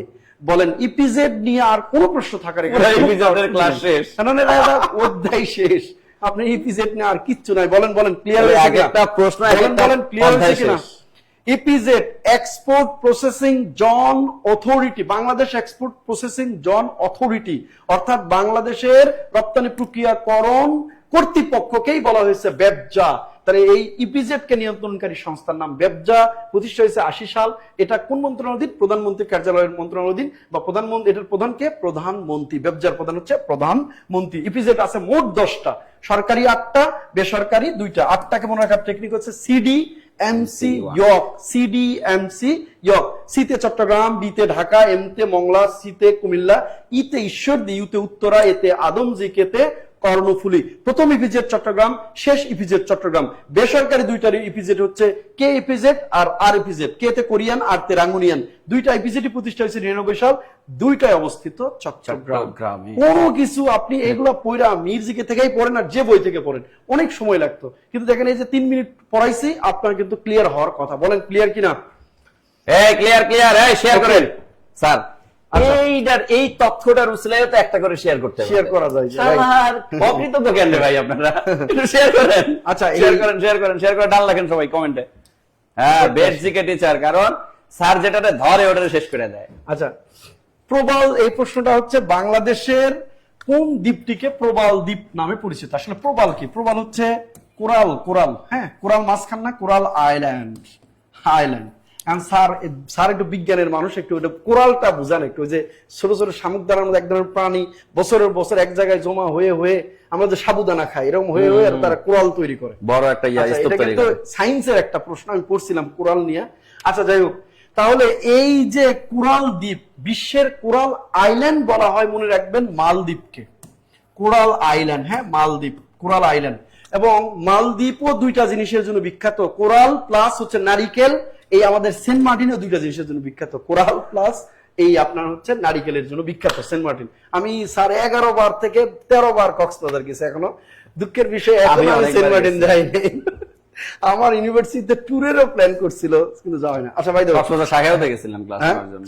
ওটা তো গেলামই, কক্সবাজার যে জব মেডিসিন শাখায়, আমি তো ওই যে বিজিবি ক্যাম্পের অপোজিটে কেবল যেটা আছে, বাংলাদেশ কেবল ল্যান্ডিং স্টেশন কোথায় আছে, কক্সবাজার, হ্যাঁ, তো ওইখানেও আমি গেলাম ওর অপোজিটে, কিন্তু দুর্ভাগ্য সেন্ট মার্টিন যাওয়া পড়ে না আমার। আচ্ছা যাবো নিশা। আচ্ছা এরপরে আসেন, তো বাংলাদেশে এই যে কোরাল আইল্যান্ড বলা হয় কাকে? সেন্ট মার্টিনকে বলা হয়। আমার সেন্ট মার্টিন নিয়ে আমি আপনাকে কয়েকটা তথ্য দিই যেগুলো পরীক্ষা আসার মতো। সেন্ট মার্টিন হচ্ছে কোন জেলার অন্তর্ভুক্ত? আগেই বলছি, সেন্ট মার্টিন হচ্ছে কক্সবাজার, হ্যাঁ, কক্সবাজার বা এই কক্সবাজার জেলার হচ্ছে একটা ইউনিয়নের নাম। সেন্ট মার্টিন মূলত একটা ইউনিয়ন, এটি সর্বদক্ষিণের ইউনিয়ন, খুবই ইম্পর্টেন্ট ইউনিয়ন। এক সময় এই সেন্ট মার্টিনই বলা হতো দেশের সবচেয়ে ছোট ইউনিয়ন। বর্তমানে দেশের সবচেয়ে ছোট ইউনিয়নের নাম হচ্ছে হাজিপুর। এটা হচ্ছে ভোলাতে অবস্থিত একটা ইউনিয়নের নাম, সবচেয়ে ছোট ইউনিয়ন হাজিপুর। হ্যাঁ, কিন্তু আগে সবচেয়ে ছোট ইউনিয়নে যদি সেন্ট মার্টিন মানে হাজিপুর না থাকে তাহলে অবশ্যই কিন্তু তখন সেন্ট মার্টিন উত্তর দিতে হবে। সেন্ট মার্টিন সর্বদক্ষিণের ইউনিয়ন। এটাকে কোরাল আইল্যান্ড বলা হয়, যে সেন্ট মার্টিনকে, বা প্রবাল দ্বীপ বলা হয়। হ্যাঁ, প্রবাল দ্বীপ, ওই কোরালকেই বলা হয় প্রবাল। হ্যাঁ, প্রবাল দ্বীপ বলা হয় ইয়াকে। এটা এই যে সেন্ট মার্টিন, এটা হচ্ছে আয়তন হচ্ছে এটার আয়তন হচ্ছে প্রায় 8 কিলোমিটার, 8 বর্গ কিমি হচ্ছে এই ইউনিয়নটার আয়তন, মাত্র 8 বর্গ কিলোমিটার। সেন্ট মার্টিনেরও সর্বদক্ষিণে একটা দ্বীপ আছে, সেরা দ্বীপ বা সাউদিয়া দ্বীপ, ওইটা আবার 3 বর্গ কিলোমিটার। এই সেন্ট মার্টিনে গুরুত্বপূর্ণ একটা জিনিস পাওয়া যায়, সেটা হচ্ছে লাল কাঁকড়া। কাঁকড়া, ঠিক আছে, এই লাল কাঁকড়ার জন্য বিখ্যাত হচ্ছে সেন্ট মার্টিন। তো মোটামুটি এই পরীক্ষাগুলোর জন্য আপনি এগুলো হলে হবে। এটাকে পুরো বাংলাদেশে একমাত্র কোরাল আইল্যান্ড, অথবা এখানে আরেকটা জিনিসও পাওয়া যায় যে ব্ল্যাক গোল্ড। হ্যাঁ, ব্ল্যাক গোল্ড মানে হচ্ছে কালো সোনা। এটা মানে হচ্ছে কালো সোনা পাওয়া যায় না, মূলত এক ধরনের তেজস্ক্রিয় বালু আছে। হ্যাঁ, ওই বালুগুলোকেই মূলত ব্ল্যাক গোল্ড বলা হয়, তেজস্ক্রিয় পদার্থকে ব্ল্যাক গোল্ড বলা হয়, যেটা এই সেন্ট মার্টিন কক্সবাজারে এদিকে পাওয়া যায় আর কি। তাহলে মোটামুটি আপনার কয়েকটা তথ্য দিছে, এগুলো আপনার পরীক্ষার জন্য বারবার আসে। বাংলাদেশের একমাত্র কোরাল আইল্যান্ড বা প্রবাল দ্বীপ বলা হয় কাকে? Saint Martin. এটি বাংলাদেশের কক্সবাজার জেলার অন্তর্ভুক্ত, বাংলাদেশ সর্বদক্ষিণের ইউনিয়ন এটি, এবং এটাকে বলা হয় প্রবাল দ্বীপ বা কোরাল আইল্যান্ড। বললাম আয়তন হচ্ছে 8 বর্গ কিলোমিটার। লাল কাঁকড়া পাওয়া যায় এখানে। আরো কিছু গুরুত্বপূর্ণ তথ্য আছে, আমরা বেসিক ক্লাসগুলোতে আপনাদের পড়াবো। স্যার এরপরে কি আছে বলেন, ক্লিয়ার কিনা, কোনো প্রশ্ন আছে কিনা? এটা ক্লিয়ার হওয়ার সাথে সাথে ক্লিয়ার শেয়ার হয়েছে মাত্র, আমি বলি আমাদের শেয়ারের সংখ্যাটা কিন্তু, স্যারের বই মনে হয় ভুলে গেছে যে দিব, স্যারের কিন্তু 2টা বই গিফট পাবেন। সর্বোচ্চ শেয়ার করলে স্যার এই মোটা বইটা পাবেন, আর মেনশন করলে এই ছোট বইটা পাবেন। চিন্তা করেন এরকম একটা বই, এটা কিন্তু 500 টাকার একটা বই পেয়ে একটা বড় বই, এই যে পেয়ে গেলে আবার প্রাইস চাইতে থাকতেছে, পর্যন্ত আর কখনো লাগবে না, টাকাও থাকতেছে। সো আমরা জাস্ট, আমি 1 মিনিট সময় দিচ্ছি, সবাই শেয়ার করে একটু ডান লেখেন তো। শেয়ার করে ডান লিখে 1000 ডান করেন। 750 শেয়ার হয়েছে, আর 150 শেয়ার লাগে, মানে সরি 250 শেয়ার লাগে, 750 না, সরি আরো বেশি হয়েছে শেয়ার। আর অল্প কয়টা শেয়ার লাগে, আমরা একটু শেয়ার করে ফেলি। শেয়ার করতে করতে ম্যাথ গুলো করে ফেলি, দেখি স্যার মনে হয় আমার 2টা ম্যাথ আছে। নেন, এটা আপনার কাছেই রাখেন, সমস্যা নাই। আচ্ছা, ও খুবই মজার একটা ম্যাথ আসছে, তাও আবার কি ঘন থেকে আসছে। শোনেন, তার আগে একটু শেয়ার করতে হবে। এই শেয়ার করেন, এই তো সবাই শেয়ার করতেছে। শেয়ার করে কমেন্টে ডান লেখেন তো। আর কেউ কিন্তু ক্লাসে রিঅ্যাকশন ইউজ করতেছেন না। শোনেন, লাভ রিঅ্যাক্ট ইউজ করবেন, হা দেওয়ার ইচ্ছা থাকলে হা দেন। আমি আর দেখতে একটু খারাপ দেখা যাইতেছে, দেন অ্যাংরি ইয়ার, যার একটু সুন্দর করে বানাইলো না কেন, আর লাল এমনি করে বানাইছে, আমরা এমনি সুন্দর, কথা বুঝি নাই। আচ্ছা, যাই হোক, তো আমরা এই প্রশ্নটার দিকে তাকাই। তার আগে হচ্ছে আমরা শেয়ার করে সবাই একটু কমেন্টে ডান লিখবো। দেখি কৃতজ্ঞ কতজন স্টুডেন্ট এই ক্লাসের মধ্যে আছেন, যারা অন্তত পক্ষে একটা করে শেয়ার করলো 1000 শেয়ার হয়ে যায়, অথচ আমরা শেয়ার করতেছি না। মাশাআল্লাহ, এই দেখেন স্যার, সবাই কৃতজ্ঞ, সবাই শেয়ার করতেছে, জাযাকাল্লাহ খাইর। আসেন আমরা সবাই একটু ডান লিখবো শেয়ার করে। এই প্রশ্নটা যদি আমরা একটু অবজারভেশন করি, তাহলে a প্লাস 1 ভাগ a, এই প্লাস 3টা এই পাশে গেলে কি হয়ে যায়? -3। ব্যাস, আমার কাজ শেষ। কেন? এবার শুধু আমি কি করব? ডাবল কিউবের ফর্মুলা ইউজ করব। তাহলে a কিউব প্লাস 1 ভাগ a কিউব, এটার ফর্মুলা হচ্ছে মান কিউব। মানটা কি? a প্লাস 1 ভাগ a হোল কিউব। এটা যদি প্লাস হয়, এটা -3ab ইনটু, আবার এই মানটাই এখানে ব্যবহার করতে হয়, এখানে মানটা আমরা ব্যবহার করলাম। ব্যাস, এবার যদি আমি মান বসাই, দেখেন মানটা বসাইলে এখানে কত হয়? এখানে -3, তাহলে -3 এর উপর কিউব, এখানে a আর a কাটা যাবে, এখানে -3 ইনটু কি, এটার মান আবার -3। তাহলে আমি তাই করলাম, এখানে -3 এর উপর কিউব মানে কত? -27, আর এখানে মাইনাস মানে প্লাস, 3 3 9, তাহলে এখানে 9। -27 থেকে যদি আমি 9 কে মিনিমাইজ করি, তাহলে আমি কত পাবো বলেন? কত পাবো বলেন? -18 পাবো। কত পাবো? 18 পাবো, তাই না? তাহলে আমরা কত পাবো? এই যে 18 পাবো। তাহলে শুধু 18 না, কিন্তু -18। কেন? কারণ এই যে +3টা যখন আমার ওই পাশে চলে যাবে, তখন মানটা কিন্তু হয়ে যাবে -3। কি হয়ে যাবে? আর -3 এর উপর কিউব মানে এখানে -3 কয়টা গুণ? 3টা -3 গুণ। মাইনাস মানে প্লাস, প্লাস মানে আবার মাইনাস, তাহলে এখানে -27 থাকতেছে। আর এই জায়গায় আমাদের কি থাকতেছে, মাইনাস মানে যে +9 থাকতেছে।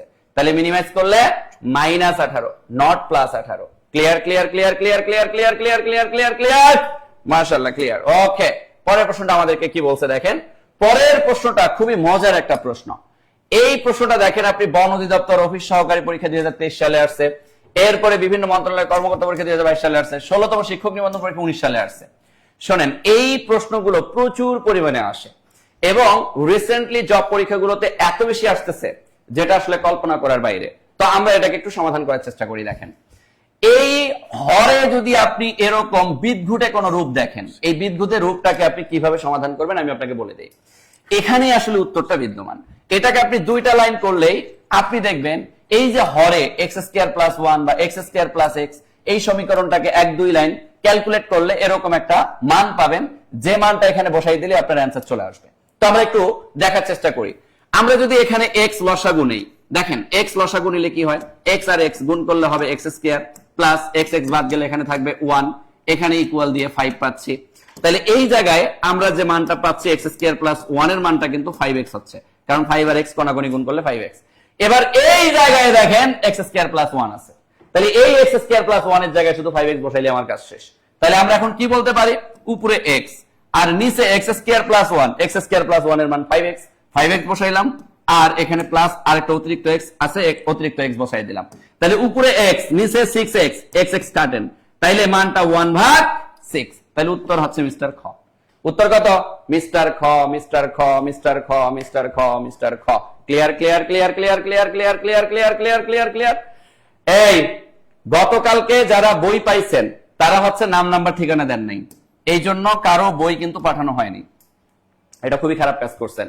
আপনাদেরকে বারবার বলা হয়েছে যে আপনারা 01901519501 এই নাম্বারে নাম নাম্বার ঠিকানা দিলে বই চলে যাবে, কিন্তু আপনারা ঠিকানা দেন নাই।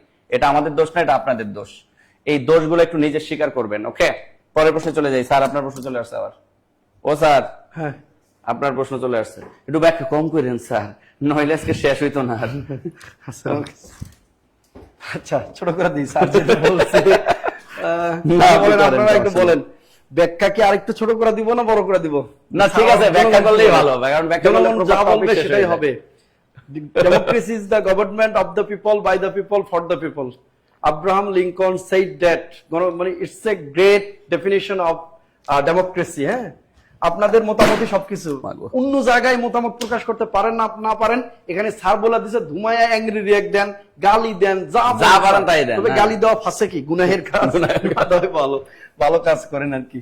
আচ্ছা, মুহুরীর চর কোন জেলায় অবস্থিত? খুব ইম্পর্টেন্ট। বাংলাদেশে অনেকগুলো চর আছে, তার মধ্যে একটা চরের নাম মুহুরীর চর। এটি অবস্থিত, এটা ছোট প্রশ্ন, ব্যাখ্যা বেশি লাগবে না। এটি অবস্থিত ফেনী জেলার পরশুরাম উপজেলায়, হ্যাঁ, পরশুরাম উপজেলার বিলুনিয়া সীমান্তবর্তী,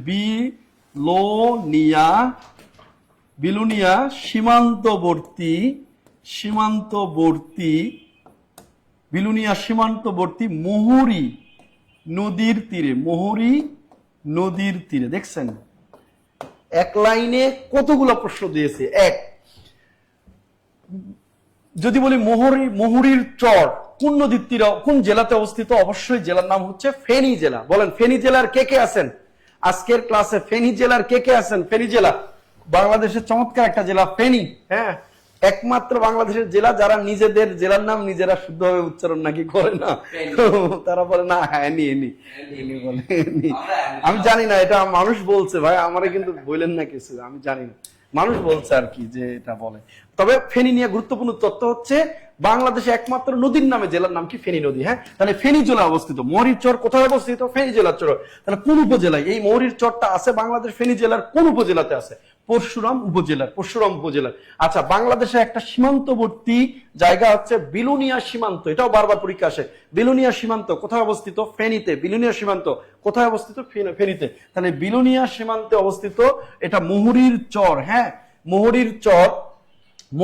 মুহুরী নদীর তীরে অবস্থিত এই মুহুরীর চরটা অবস্থিত। এটি মূলত যে কারণে বিখ্যাত, বাংলাদেশ ও ভারতের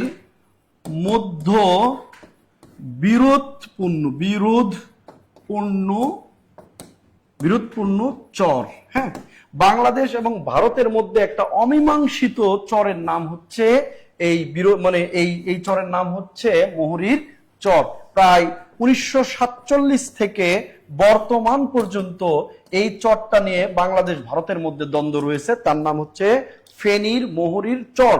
আমরা জানি 1947 থেকে ছিটমহলের সংকট তৈরি হলেও ছিটমহলে 2015 সালে ছিটমহলের সংকটটা দূর হয়েছে, মানে সংকট সমাধান হয়েছে, বাট এই চরের এখনো সংকট সমাধান হয়নি, যার কারণে খুব আলোচিত একটা চর আসে। ফেনীর আলোচিত চরের নাম হচ্ছে মোহরীর চর। এটা কোথায় অবস্থিত? ফেনী জেলায়।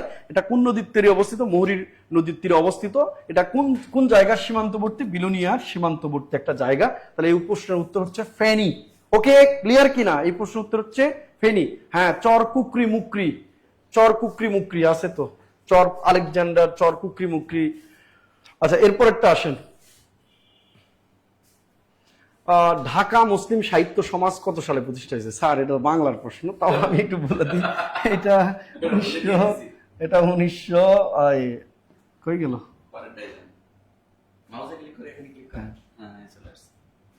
আচ্ছা, এটা আপনারাই বলেন, ঢাকা মুসলিম সাহিত্য সমাজ। হ্যাঁ, তো ঢাকা মুসলিম সাহিত্য সমাজ এর উদ্যোক্তা ছিল হচ্ছে আব্দুল ওয়াদুদ, কাজী মোতাহার হোসেন, অনেকেই এটা ছিল। একবার আমি বিসিএস এর সময় এটা পড়ছিলাম আর কি, তো মনে হয় এটা 1926 সালে ঢাকা মুসলিম সাহিত্য সমাজ প্রতিষ্ঠিত হয়। তাহলে এই প্রশ্নের উত্তর হচ্ছে 1926 সাল, যদি বাংলার প্রশ্ন। তাও আমি উত্তর দিলাম, ভুল হলেও আপনাদের, সঠিক হলেও আপনাদের। বলেন এটা প্রশ্নের উত্তর ঠিক আছে কিনা? এই প্রশ্নের উত্তর হচ্ছে 1926 সালের মেবি 19 জানুয়ারি কি মার্চ। এই আমার বিসিএস আসছিলাম, পারছিলাম, ভুলে গেছে, 19 তারিখ আমার এটা মনে আছে, 19 জানুয়ারি কি মার্চ হচ্ছে মুসলিম সাহিত্য সমাজ প্রতিষ্ঠিত হয়েছে। হ্যাঁ, 1926 সালে। এটা কিন্তু আসছিল আব্দুল ওয়াদুদ, এটার ছিল কয়েকজন এই মুসলিম সাহিত্য সমাজের সাথে, প্রতিষ্ঠার সাথে জড়িত ছিলেন। ওকে, তাহলে এই প্রশ্নের উত্তর হচ্ছে স্যার হয়ে গেছে মোটামুটি, যা পারে এটাই চলে আসবে। নিবন্ধন 11 থেকে 20 গ্রেড এগুলোতে আনাফ। হ্যাঁ, ইনশাল্লাহ। ওকে, এরপরে আসেন স্যার, আপনার ম্যাথ প্রশ্ন চলে আসছে। x square minus 4x plus 1। আমি তো ব্যাখ্যা দিতে পারতাম, তো আপনি দিয়ে। ও মা, আমার প্রশ্ন চলে এসেছে এত তাড়াতাড়ি। ও মা গো, টুরুলা, আবার একই রকম আরেকটা প্রশ্ন আসছে। দেখেন, এই প্রশ্নটার উত্তর আমরা একটু দ্রুত দিয়ে দিব, তার আগে যারা আমরা এখন ক্লাসে রিঅ্যাকশন ইউজ করিনি, রিঅ্যাকশন ইউজ করব। ওকে, তো এই জায়গায় দেখেন, আপনি জাস্ট এটার পজিশন দেখবেন। দেখেন x স্কয়ার প্লাস 1 আছে, তাহলে x স্কয়ার প্লাস 1 টা রাখবেন, মাইনাস 4x টা অবশ্যই নিয়ে গেলে উত্তর শেষ। তাহলে x স্কয়ার প্লাস 1 ইকুয়াল আমরা মাইনাস 4x টা অবশ্যই নিলে প্লাস 4x, ব্যাস। তাহলে x স্কয়ার প্লাস 1 এর জায়গায় আবার আমি 4x বসাবো, তাহলে উপরে x, নিচে x স্কয়ার প্লাস 1 এর জায়গায় 4x বসাইলাম, আর মাইনাস 3x। তাহলে উপরেও x, 4x থেকে 3x বাদ দিলে নিচেও x, x কাটলে কত? 1। তাহলে উত্তর বাবু মিস্টার খ। উত্তর বাবু মিস্টার খ। বলেন ক্লিয়ার কিনা? ক্লিয়ার কিনা? নাসির স্যার আমাদের কক্সবাজারে ক্লাস নিতে গেছে। সো ও মা গো, আমি আবার এখানে রেখে দিয়া ক্লাস নিতেছি। নাউজুবিল্লাহ, আস্তাগফিরুল্লাহ। আচ্ছা, আবার একটু রিপিট করি, আমার ভয়টা ছিল না, একটু দূরে ছিল। আমি বললাম যে এখানে x স্কয়ার প্লাস 1 আছে, তাহলে এখানে x স্কয়ার প্লাস 1 রেখে মাইনাস 4 টাকে মোপাশে নিয়ে গেলে প্লাস 4x হয়। তাহলে এখানে x স্কয়ার প্লাস 1 এর জায়গায় আমি কি করলাম? 4x বসাই দিলাম, মাইনাস 3x, 4x থেকে 3x বাদ দিলে x থাকে, উপরে x কাটলে কত? 1। তাহলে উত্তর হচ্ছে মিস্টার খ। যারা কক্সবাজারে আছেন, আগামী কালকে কক্সবাজারে 10টার দিকে কক্সবাজার শাখায় চলে যাবেন, 3টার দিকে কক্সবাজার শাখায় চলে যাবেন, নাসির স্যারের সরাসরি পাবেন। বা যারা ঘুরতে গেছেন তারাও কিন্তু নাসির স্যারে পাবেন। ওকে, পরের প্রশ্নে চলে যাই। আমার কলিজার ভাই, কলিজার বোনেরা, খুবই মজার একটা প্রশ্ন কিন্তু। দেখেন কি বলছে, পি এর মান কত হবে। শোনেন, এটা একটা পূর্ণবর্গ সমীকরণ। এই সমীকরণে যে জিনিসটা মিসিং আছে, ওই মিসিং জিনিসটা বের করতে হবে। সূত্রটা হচ্ছে a square minus 2ab plus b square. তাহলে এখানে এই যে মাইনাস 2ab, এই মাইনাস 2ab এর মানটা এখানে p এর মানটা বের করতে হবে। তো আমরা 4x স্কয়ার কে কি লিখতে পারি? 2x স্কয়ার লিখতে পারি কিনা? অবশ্যই লিখতে পারি। মাইনাস, আর একদম শেষের মানটা প্লাস 9 আছে, এটাকে আমরা লিখতে পারি 3 স্কয়ার।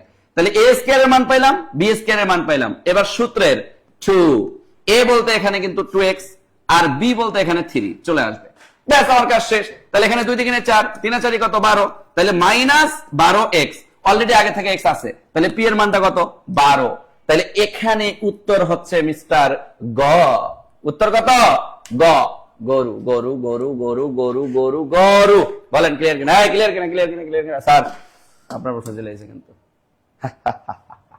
স্যার কই স্যার, এটাও কি ইয়ার প্রশ্ন নাকি, বাংলার প্রশ্ন নাকি? আরে এটা না, এটা আবার ফরাসি বিপ্লব। আচ্ছা, এই প্রশ্ন দেখেন, কোন দুইজন দার্শনিক লেখনির মাধ্যমে ফরাসি বিপ্লবের মানে অনুপ্রেরণা জুগেছে, ইন্সপায়ার্ড করছে ফরাসি বিপ্লবকে, কাদের লেখনির মাধ্যমে? এখন তো আপনারা মূলত ফেসবুকে থাকেন, এই থাকেন, সেই করেন, মানে নিজের, এখন আমি মনে করি যে আমাকে মাঝে মাঝে অনেকে জিজ্ঞেস করে, স্যার আপনি বিয়ে করেন না এটা সেটা, আমি তো ভাই কয়েকদিন আগে চাকরি পাইলাম, একটু গুছাই নিতেছি, তো বলে স্যার, মানে অনেক কথা বলে। আমি একটা কথা বলি, এইটা, এই যে আমি নিঃসঙ্গ বা সিঙ্গেল আছি, এটার মূল কারণ ফেসবুক না থাকলে কিন্তু এতদিন সিঙ্গেল থাকা হতো না স্যার, সিরিয়াসলি। কারণ সারাদিন কাজ শেষে ফেসবুকে ধরেন এই যে আপনাদের বিভিন্ন রিপ্লাই টিপ্লাই দিতে দিতে আবার ঘুমিয়ে যাই, সকালে অফিসে যাই বা কাজ করি, মানে বইয়ের মানে ওইরকম বউ যে লাগবে মনে থাকে না আসলে। ফরাসি বিপ্লব আগের সময়গুলোতে, ফরাসি বিপ্লব হওয়ার আগে ফ্রান্সের মানুষ বা পৃথিবীতে আসলে আগে বই পাঠ করাই হতো। একজন যারা পড়তে পারে না তারা শুনতো, যারা পড়তে পারে তারা এরকম পড়াইতো বা পড়তো, আর শুনতো, মারহাবা এগুলো বলতো। কারণ ফরাসি বিপ্লব পৃথিবীর আলোচিত একটা বিপ্লবের নাম ফরাসি বিপ্লব। আপনি ফরাসি বলতে বোঝাই যাচ্ছে যে এই বিপ্লবটা হয়েছে ফ্রান্সে। 1 মিনিট খেলে মনোযোগ দেওয়া শুনবেন, এই বিপ্লবটা হয়েছে 1789 সাল থেকে 1799 সাল, 10 বছর। হ্যাঁ, এই বিপ্লব কয় বছরের জন্য হয়েছে? 10 বছর হয়েছে। তাহলে বিপ্লবটা আমি আগেই বলেছি কোথায় হয়েছে, ফ্রান্সে হয়েছে। তাহলে এই বিপ্লবের স্লোগান ছিল হচ্ছে সাম্য, ভ্রাতৃত্ব ও স্বাধীনতা। স্বাধীনতা, তাহলে বলেন, এটা বারবার পরীক্ষা আসে, সাম্য, ভ্রাতৃত্ব, স্বাধীনতা কোন বিপ্লবের স্লোগান?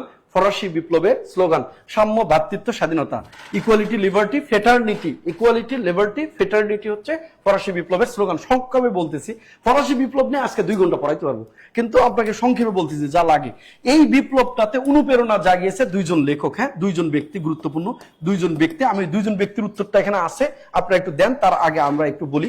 বিপ্লবকালীন যে রাজাটা ছিল, সেই রাজা ছিল খুব অত্যাচারী, তার নাম ছিল ষোড়শ লুই। হ্যাঁ, ষোড়শ লুই, ইনি ফ্রান্সের লুই বংশের সর্বশেষ রাজা। তাহলে দেখেন, ফ্রান্সের রাজতন্ত্র পতন ঘটছে কবে? এই 1799 সালে।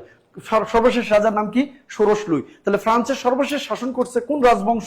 লুই রাজবংশ। সর্বশেষ রাজার নাম ষোড়শ লুই। তবে এর আগে একজন রাজা বলেছিল আই অ্যাম স্টেট, তিনিও লুই বংশের একজন শাসক ছিল, তার নাম চতুর্দশ লুই। এটাও পরীক্ষায় আপনাদের আসে যে আই এম স্টেট, আমি রাষ্ট্র, এটার দ্বারা কি বুঝে? শোষণ। একটা মানুষ যখন দাঁড়িয়ে বলবে এই রাষ্ট্রের সবকিছু আমি, তখন এটার দ্বারা শোষণ বুঝে। আই এম স্টেট, এটা একটা অহংকারী কথা। হ্যাঁ, এটা কি বলছিল? চতুর্দশ লুই, এই লুই বংশেরই একজন শাসক, তার নাম হচ্ছে চতুর্দশ লুই। এটাও পরীক্ষায় আসে। এই বিপ্লবটাতে অনুপ্রেরণা, এই বিপ্লবটাতে নেতৃত্ব দিছে, যিনি নেতৃত্ব দিছে, অনেক মানুষই নেতৃত্ব দিয়েছে, তাদের মধ্যে গুরুত্বপূর্ণ হচ্ছে রোবসপিয়র,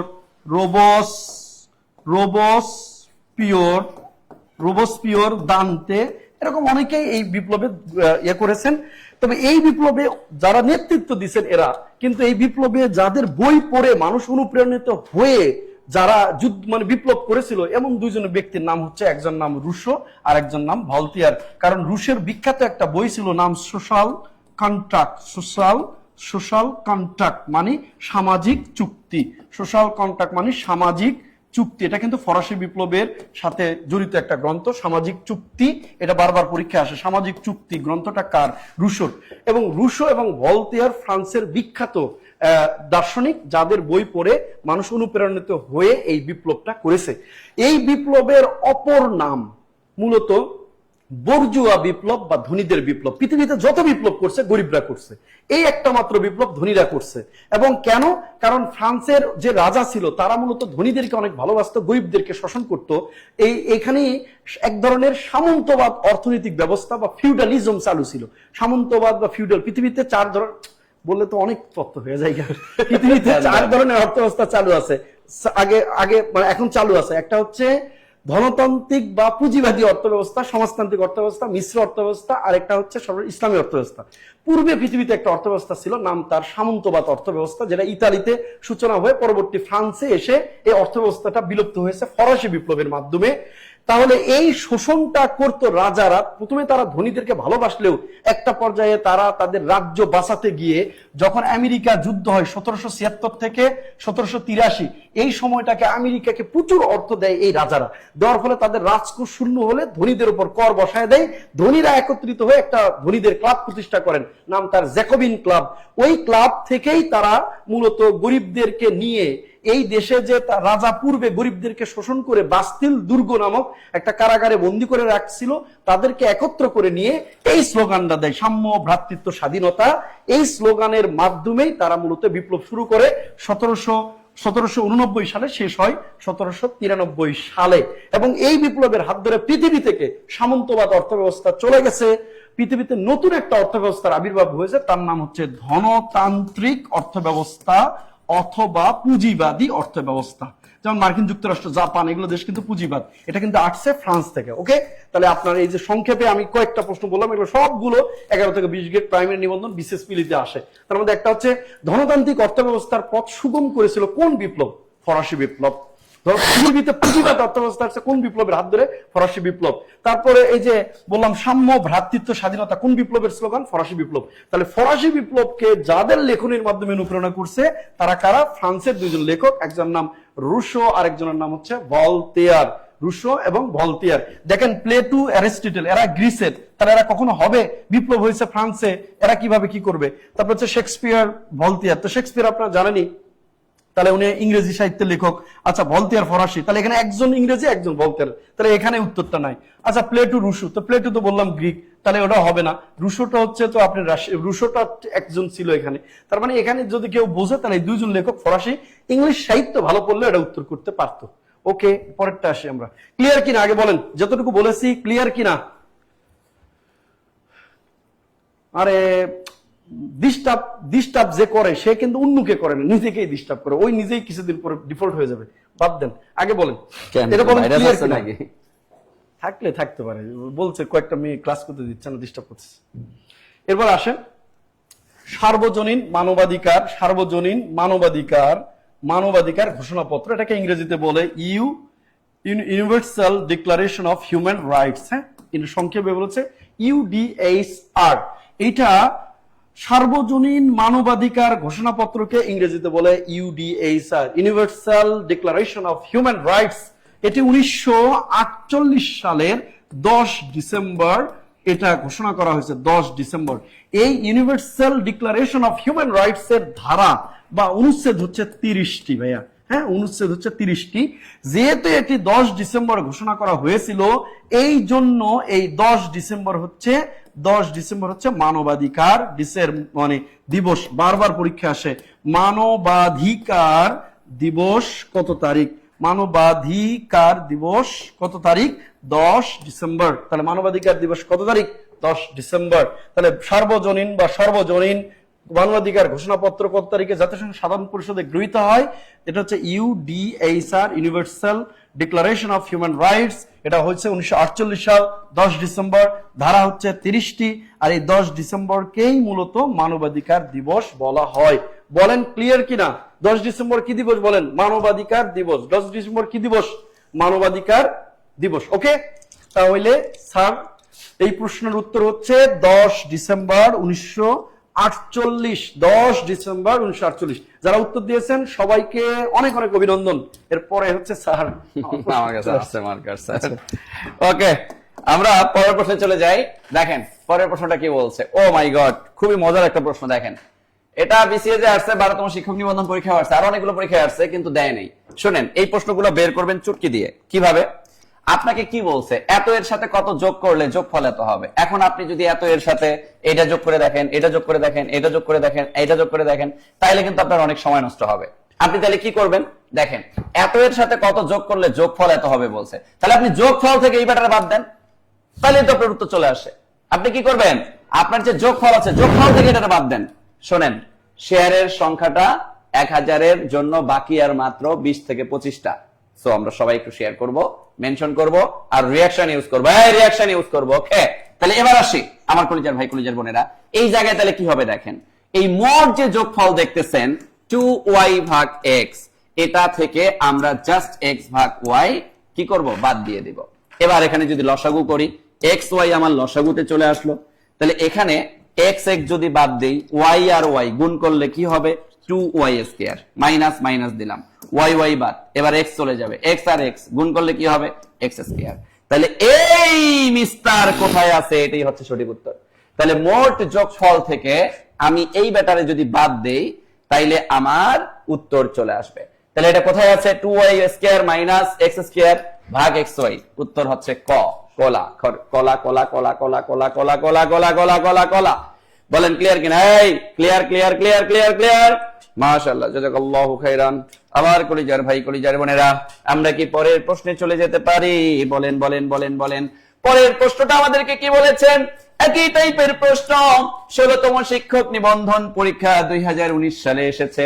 ও আমার কলিজার ভাই, কলিজার বোনেরা, আবারও যদি আপনি যোগফল থেকে কি করেন, এই মানটাকে মাইনাস করে দেন, তাইলেই আপনার উত্তর চলে আসবে। ওয়াই ভাগ এক্স থেকে আমরা কি করব, এক্স ভাগ ওয়াই বাদ দিয়ে দিব।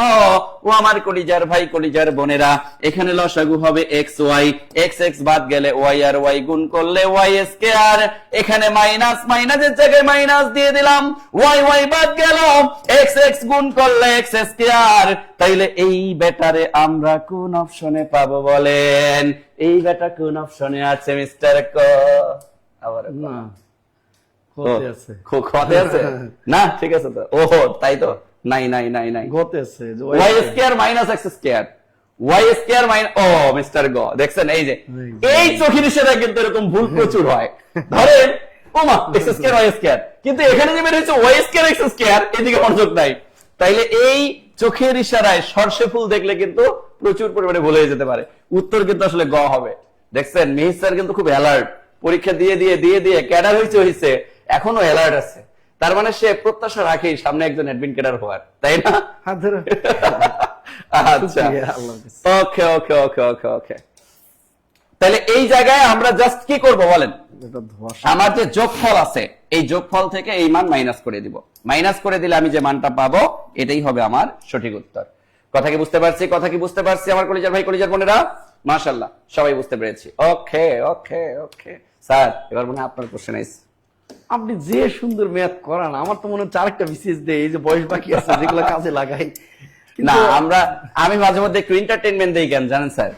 ধরেন সুন্দর করে না, এন্টারটেইনমেন্ট দেওয়ার দরকার আছে। সেকেন্ডে বের হয়ে যায়। অনেকে বলে না যে এক ধারসে ক্লাস নেওয়া, এটা আমার কাছে কেন জানি, আপনি যেমন নেন ঠিক আছে, এক ধারসে ক্লাস, আপনার মধ্যেও কিন্তু আপনি বিভিন্ন টেকনিক নিয়ে আসার কারণে মোশনটা ধরে রাখতে পারে, কিন্তু কথার মোশন চেঞ্জ হইলে মনোযোগটা কিন্তু কিছুটা ব্যাগ আসে। আচ্ছা, আমরা পরের প্রশ্ন কিন্তু চলে আসছি। পরের প্রশ্ন বলেন স্যার। আয়তন জনসংখ্যায় কোনটি পৃথিবীর ক্ষুদ্রতম দেশ? তা না, স্মলেস্ট কান্ট্রি। স্মলেস্ট কান্ট্রি হচ্ছে পৃথিবীর সবচেয়ে ক্ষুদ্রতম দেশের নাম কি বলেন?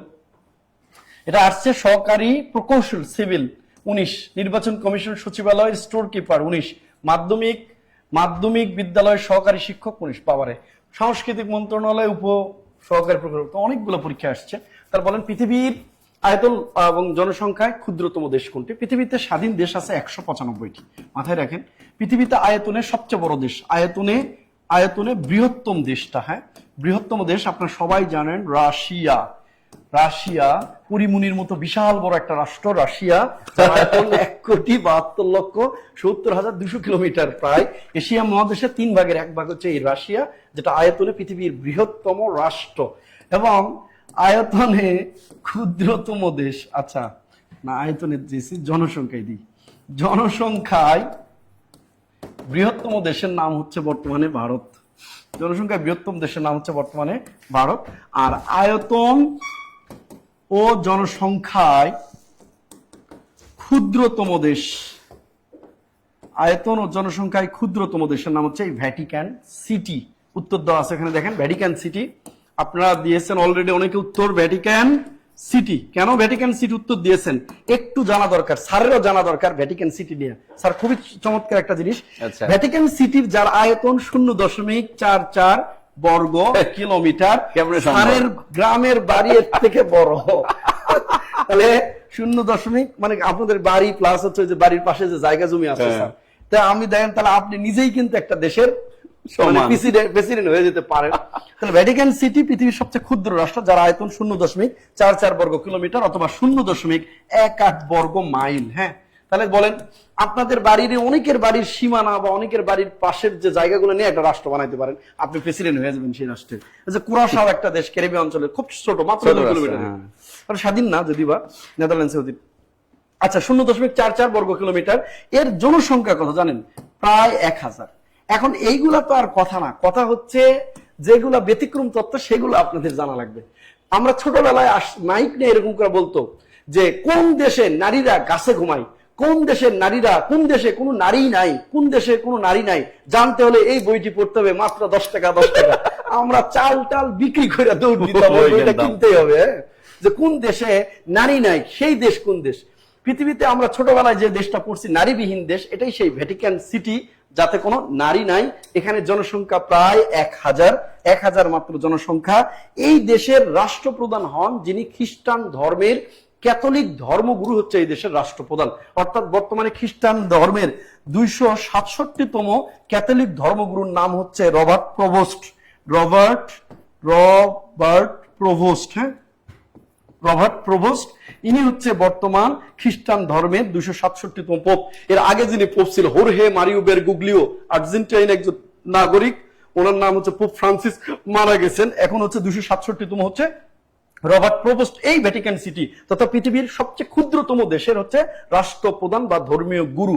আচ্ছা, এই ভ্যাটিকান সিটি দেশটা মূলত অবস্থিত ইতালির ভিতরে, রোম শহরের ভিতরে অবস্থিত একটা দেশ।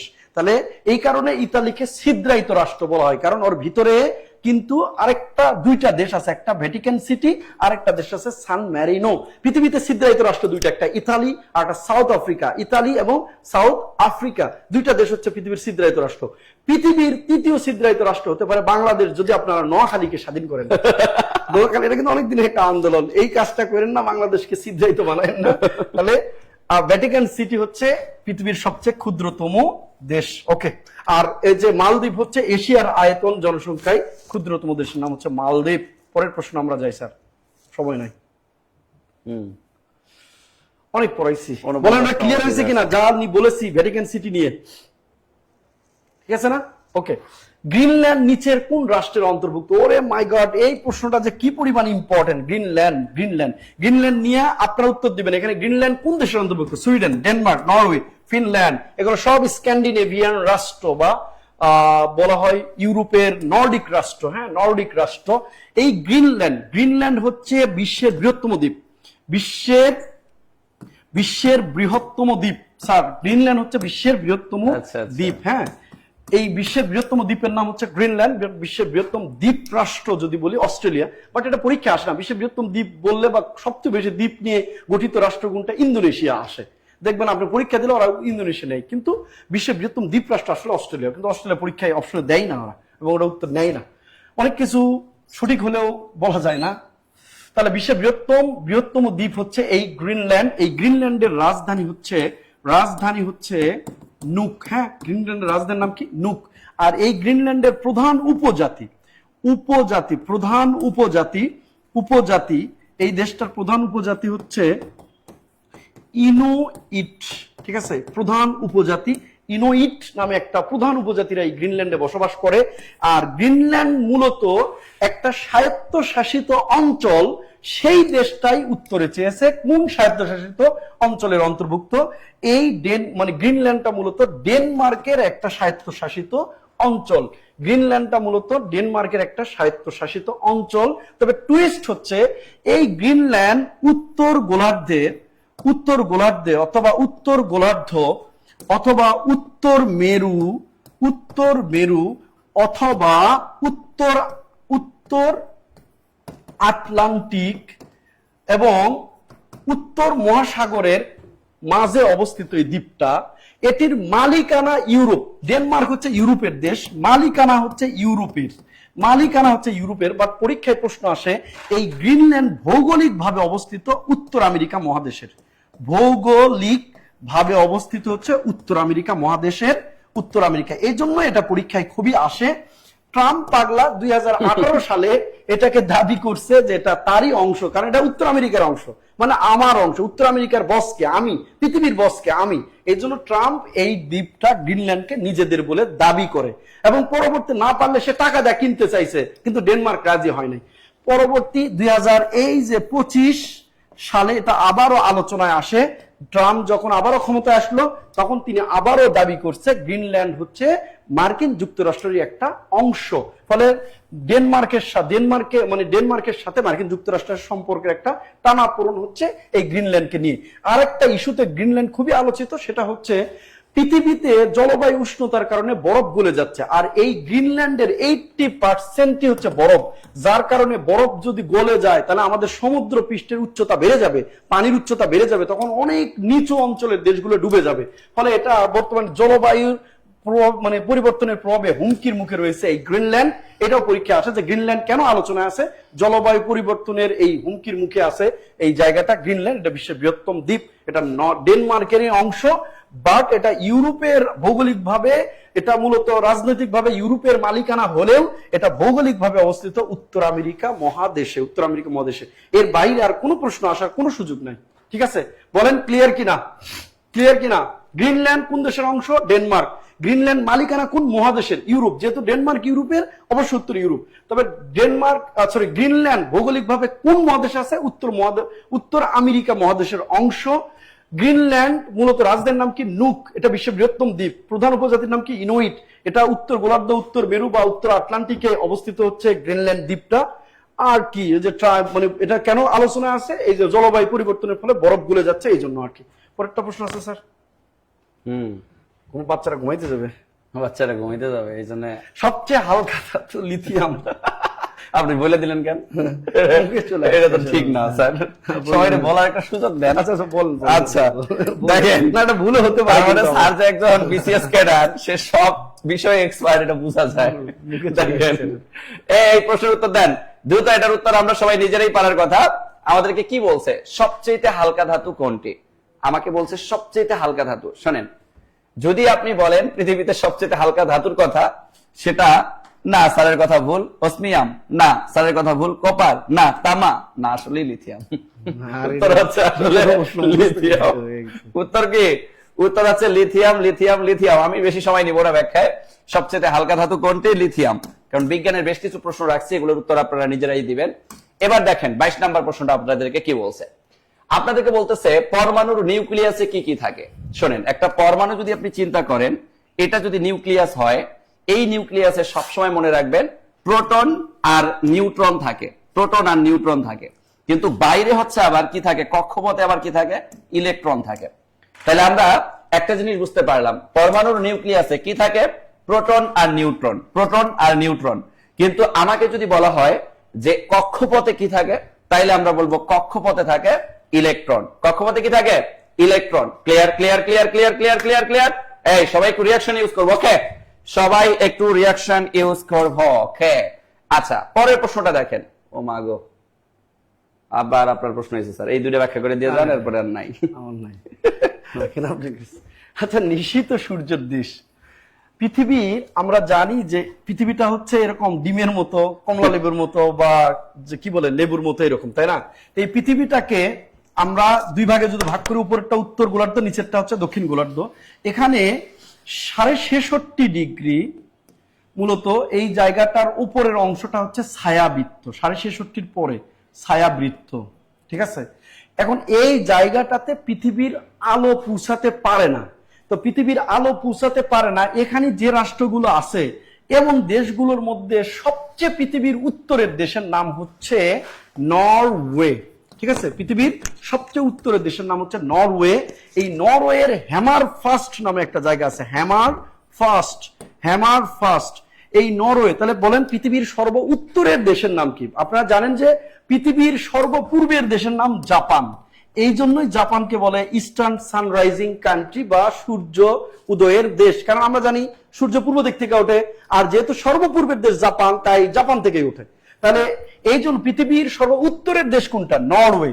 আর পৃথিবীর সর্বপূর্বের দেশ কোনটা? জাপান। তাহলে আপনাদের একটা প্রশ্ন করা যায়, এখানে বাংলাদেশের সূর্যোদয়ের জেলা কোনটা? দেখি পারলে টেকনিক্যালি আপনি 6 মাসের মধ্যে একটা চাকরি পেয়ে যাবেন ইনশাল্লাহ। না পাইলে আমরা জব মেডিসিন বা মির্জিকে যে কোনো একটা জায়গাতে আপনাকে চাকরি দেবো ইনশাল্লাহ।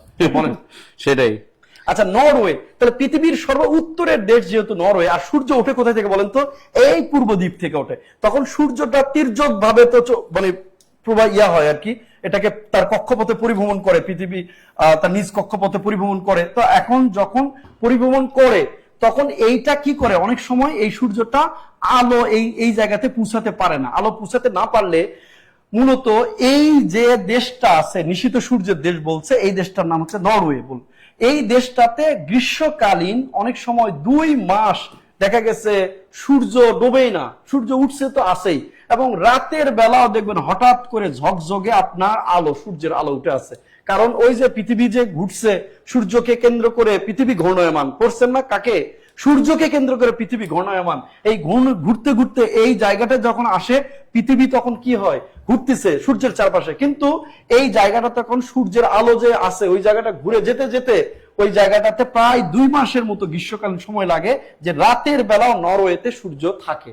এবং শুধু নরওয়ে নয়, ওখানে আরো দেশগুলো আছে, ফিনল্যান্ড, সুইডেন, আইসল্যান্ড, এই দেশগুলোতেও মাঝে মাঝে রাতের বেলা এরকম সূর্য অনেক দিন পর্যন্ত সূর্য থাকে, সুইজারল্যান্ড পর্যন্ত। এই জন্য এই দেশটাকে মূলত, এটা পৃথিবীর সর্ব উত্তরে, এখানে সবচেয়ে বেশি রাতের বেলা বা সবচেয়ে বেশি দিন সূর্য থাকে বিদায় এটাকে ভৌগোলিক ভাবে বলা হয়েছে মিড নাইট সান কান্ট্রি, নাকি সাম কান্ট্রি, বা the land of sun country বলা হয়, বা নিশীথ সূর্যের দেশ বলা হয় হচ্ছে এই নরওয়েকে। তাহলে এটা একটা ভৌগোলিক নাম। এই প্রশ্ন উত্তর হচ্ছে নরওয়ে। ঠিক আছে, আর বেশি কিছু গেলাম না। আর পৃথিবীর পূর্ব দিক থেকে সূর্য ওঠে, পৃথিবীর পূর্ব দিক থেকে সূর্য ওঠে, তাই আমরা জাপানকে বলছি ইস্টার্ন সানরাইজিং কান্ট্রি বা সূর্যোদয়ের দেশ। আর বাংলাদেশের সর্বপূর্ব সূর্য ওঠে কোথায় জানেন? কারণ বাংলাদেশ সর্বপূর্বের জেলা হলো বান্দরবান, আর বাংলাদেশ সর্বপূর্বের জেলার বান্দরবান হওয়ার কারণে বাংলাদেশে প্রথম সূর্য ওঠে বান্দরবান। রোজার সময় সবচেয়ে প্রথম ইফতারি করে বান্দরবানের মানুষ, সবচেয়ে পরে ইফতারি করে পশ্চিমে, সর্বপশ্চিমের চাঁপাইনবাবগঞ্জ মার্কা পশ্চিমের জেলা। এবং তাহলে একটা ভালো জিনিস শিখাইলাম। আর সূর্য পূর্ব দিকে উঠে বিদায় শীতের সময় আপনি হানিমুনে যাবেন বান্দরবনে, সবার আগে সূর্য দেখবেন কুয়াশার মধ্যে দিয়ে। স্যার গেছিলেন? গেছি। এই যে সাধারণ জ্ঞান আমাদের পাশে থাকলে কিন্তু আপনার অনেক কিছু শেখা যায়। তো অল্প আমার জানে না আসলে যে পৃথিবীতে হানিমুন যে করতে যাবে, আমাকে বলে ভাই হানিমুন কই করতে যাবে, নেপালে যাবে, থাইল্যান্ডে যাবে, বাট এগুলা কি হানিমুনের জায়গা? হানিমুনে যাবা মরিশাস, হানিমুনে যাবা সিসিলিস, হানিমুনে যাবে হনুলুলুতে। এইগুলো হলো পৃথিবীর নীল জলের কি বলে আভা, মানে সাতরায়া মাত্রায়া, এগুলা ঘুরা গোসল করে আসবেন, এগুলাতে যাবেন। একটা বাংলাদেশ চীনে এক মালদ্বীপ, এই জন্য এখানে এত পরিমাণ টাকা যদি কেউ যায়। স্যার পৃথিবীতে সবচেয়ে বেশি অর্থ খরচ করে বিয়ে করছে কে জানেন? আজকে এটা আমি বলে যাই, স্যার এটা একটু 30 সেকেন্ড। পৃথিবীতে সবচেয়ে বেশি অর্থ খরচ করে বিয়ে করেছে প্রিন্স উইলিয়াম, ক্যাট উইলিয়াম। ওরা কি এই যে মিরপুর 10-এ ফুচকা বিক্রি করে, ওরা হচ্ছে ব্রিটিশ রাজ পরিবারের নাতি নাতনি, মানে রানীর নাতি নাতনি, ওরা রাজ পরিবারের সদস্য। ওরা সবচেয়ে বেশি অর্থ খরচ করে বিয়ে করে, ওই বেটারা কি করছে জানেন? 2012 সালে বিয়ে করছে, ওই বছর ওকে দেখেই সাকিব আল হাসান বিয়ে করছে। বিয়ে করে, তাহলে যদি পৃথিবীর সবচেয়ে পর্যটনের জন্য, হানিমুনের জন্য বিখ্যাত মালদ্বীপ হতো, থাইল্যান্ড হতো, তারা থাইল্যান্ডে আসতো। ওরা কিন্তু বুদ্ধিমান মানুষ জানে পৃথিবীর বিখ্যাত সবচেয়ে বেশি পর্যটনের জন্য শ্রেষ্ঠ রাষ্ট্র যেটা, সেটা হচ্ছে মরিশাস এবং সিসেলিস। এই জায়গাতে ওরা কিন্তু হানিমুনে আসছে। তাহলে এগুলো আগে জানতে হবে না, আগে নিজেই আমি জানি না সাধারণ জ্ঞান, তাহলে জামাইরে বলবো কোথায় হানিমুনে যাইতে হবে, ওই কক্সবাজার পর্যন্ত নিয়ে যাবে, জানতে হবে, জানলেন যাওয়া যাবে। ওকে, এরপর একটা প্রশ্ন আসি। স্যার অনেক রাত হয়ে গেছে। স্বর্ণনগরী, আবার স্বর্ণনগরী আসলে পৃথিবীতে স্বর্ণ উৎপাদনের শীর্ষ দেশ হচ্ছে চীন। এটা পরীক্ষা আসবে দেখবেন যে কি বলেন, পৃথিবীতে স্বর্ণ উৎপাদনে শীর্ষ দেশ হচ্ছে চীন। হ্যাঁ, আচ্ছা, স্বর্ণনগরী বা গোল্ডেন সিটি, ঠিক আছে না, গোল্ডেন সিটি, স্বর্ণনগরী পৃথিবীতে আফ্রিকাকে মানুষ দামি দেয় 2টা জিনিসের জন্য। একটা হচ্ছে তেল গ্যাস, আর একটা হচ্ছে এইগুলো স্বর্ণ বা হীরার জন্য। হ্যাঁ, তো পৃথিবীর স্বর্ণ নগরী যাকে প্রাচীন কাল থেকে বলা হয়েছে, সেটা হচ্ছে দক্ষিণ আফ্রিকার বৃহত্তম একটা শহর, জনবহুল একটা বৃহত্তম একটা শহরের নাম হচ্ছে জোহানেসবার্গ। এই জোহানেসবার্গকে বলা হয়েছে দক্ষিণ আফ্রিকার স্বর্ণ নগরী। এবং এই দক্ষিণ আফ্রিকার আরেকটা শহর আছে কিমবার্লি। এই কিমবার্লি হচ্ছে হিরোর জন্য বিখ্যাত, হীরার খনি।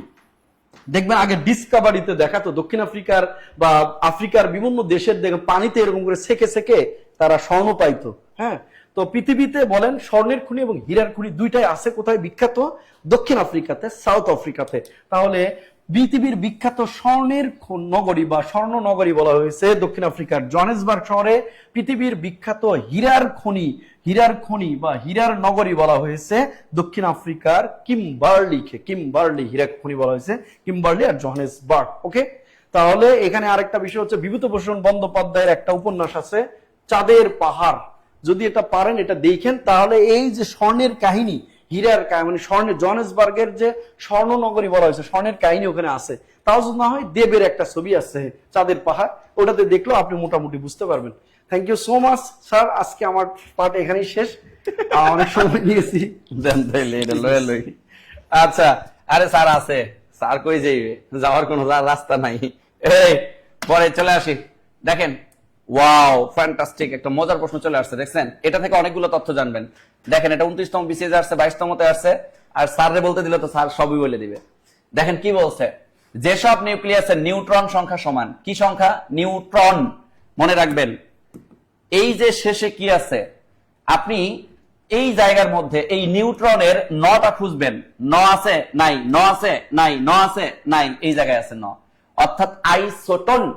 যেখানে দেখবেন আইসোটোন, এই আইসোটোনের ন থেকে মনে রাখবেন নিউট্রন সংখ্যা সমান। যেখানে দেখবেন আইসোটপ, সেখানে প্রোটন সংখ্যা সমান। এবার যদি আমি আইসোটপ লিখি, আইসোটপ, এই দেখেন, যদি আমাকে প্রশ্নটা করতো যে সকল বা যে সব নিউক্লিয়াসে প্রোটন এই প্রোটন সংখ্যা সমান, তাইলে সেটা কিন্তু উত্তর হয়ে যাইতো আইসোটপ।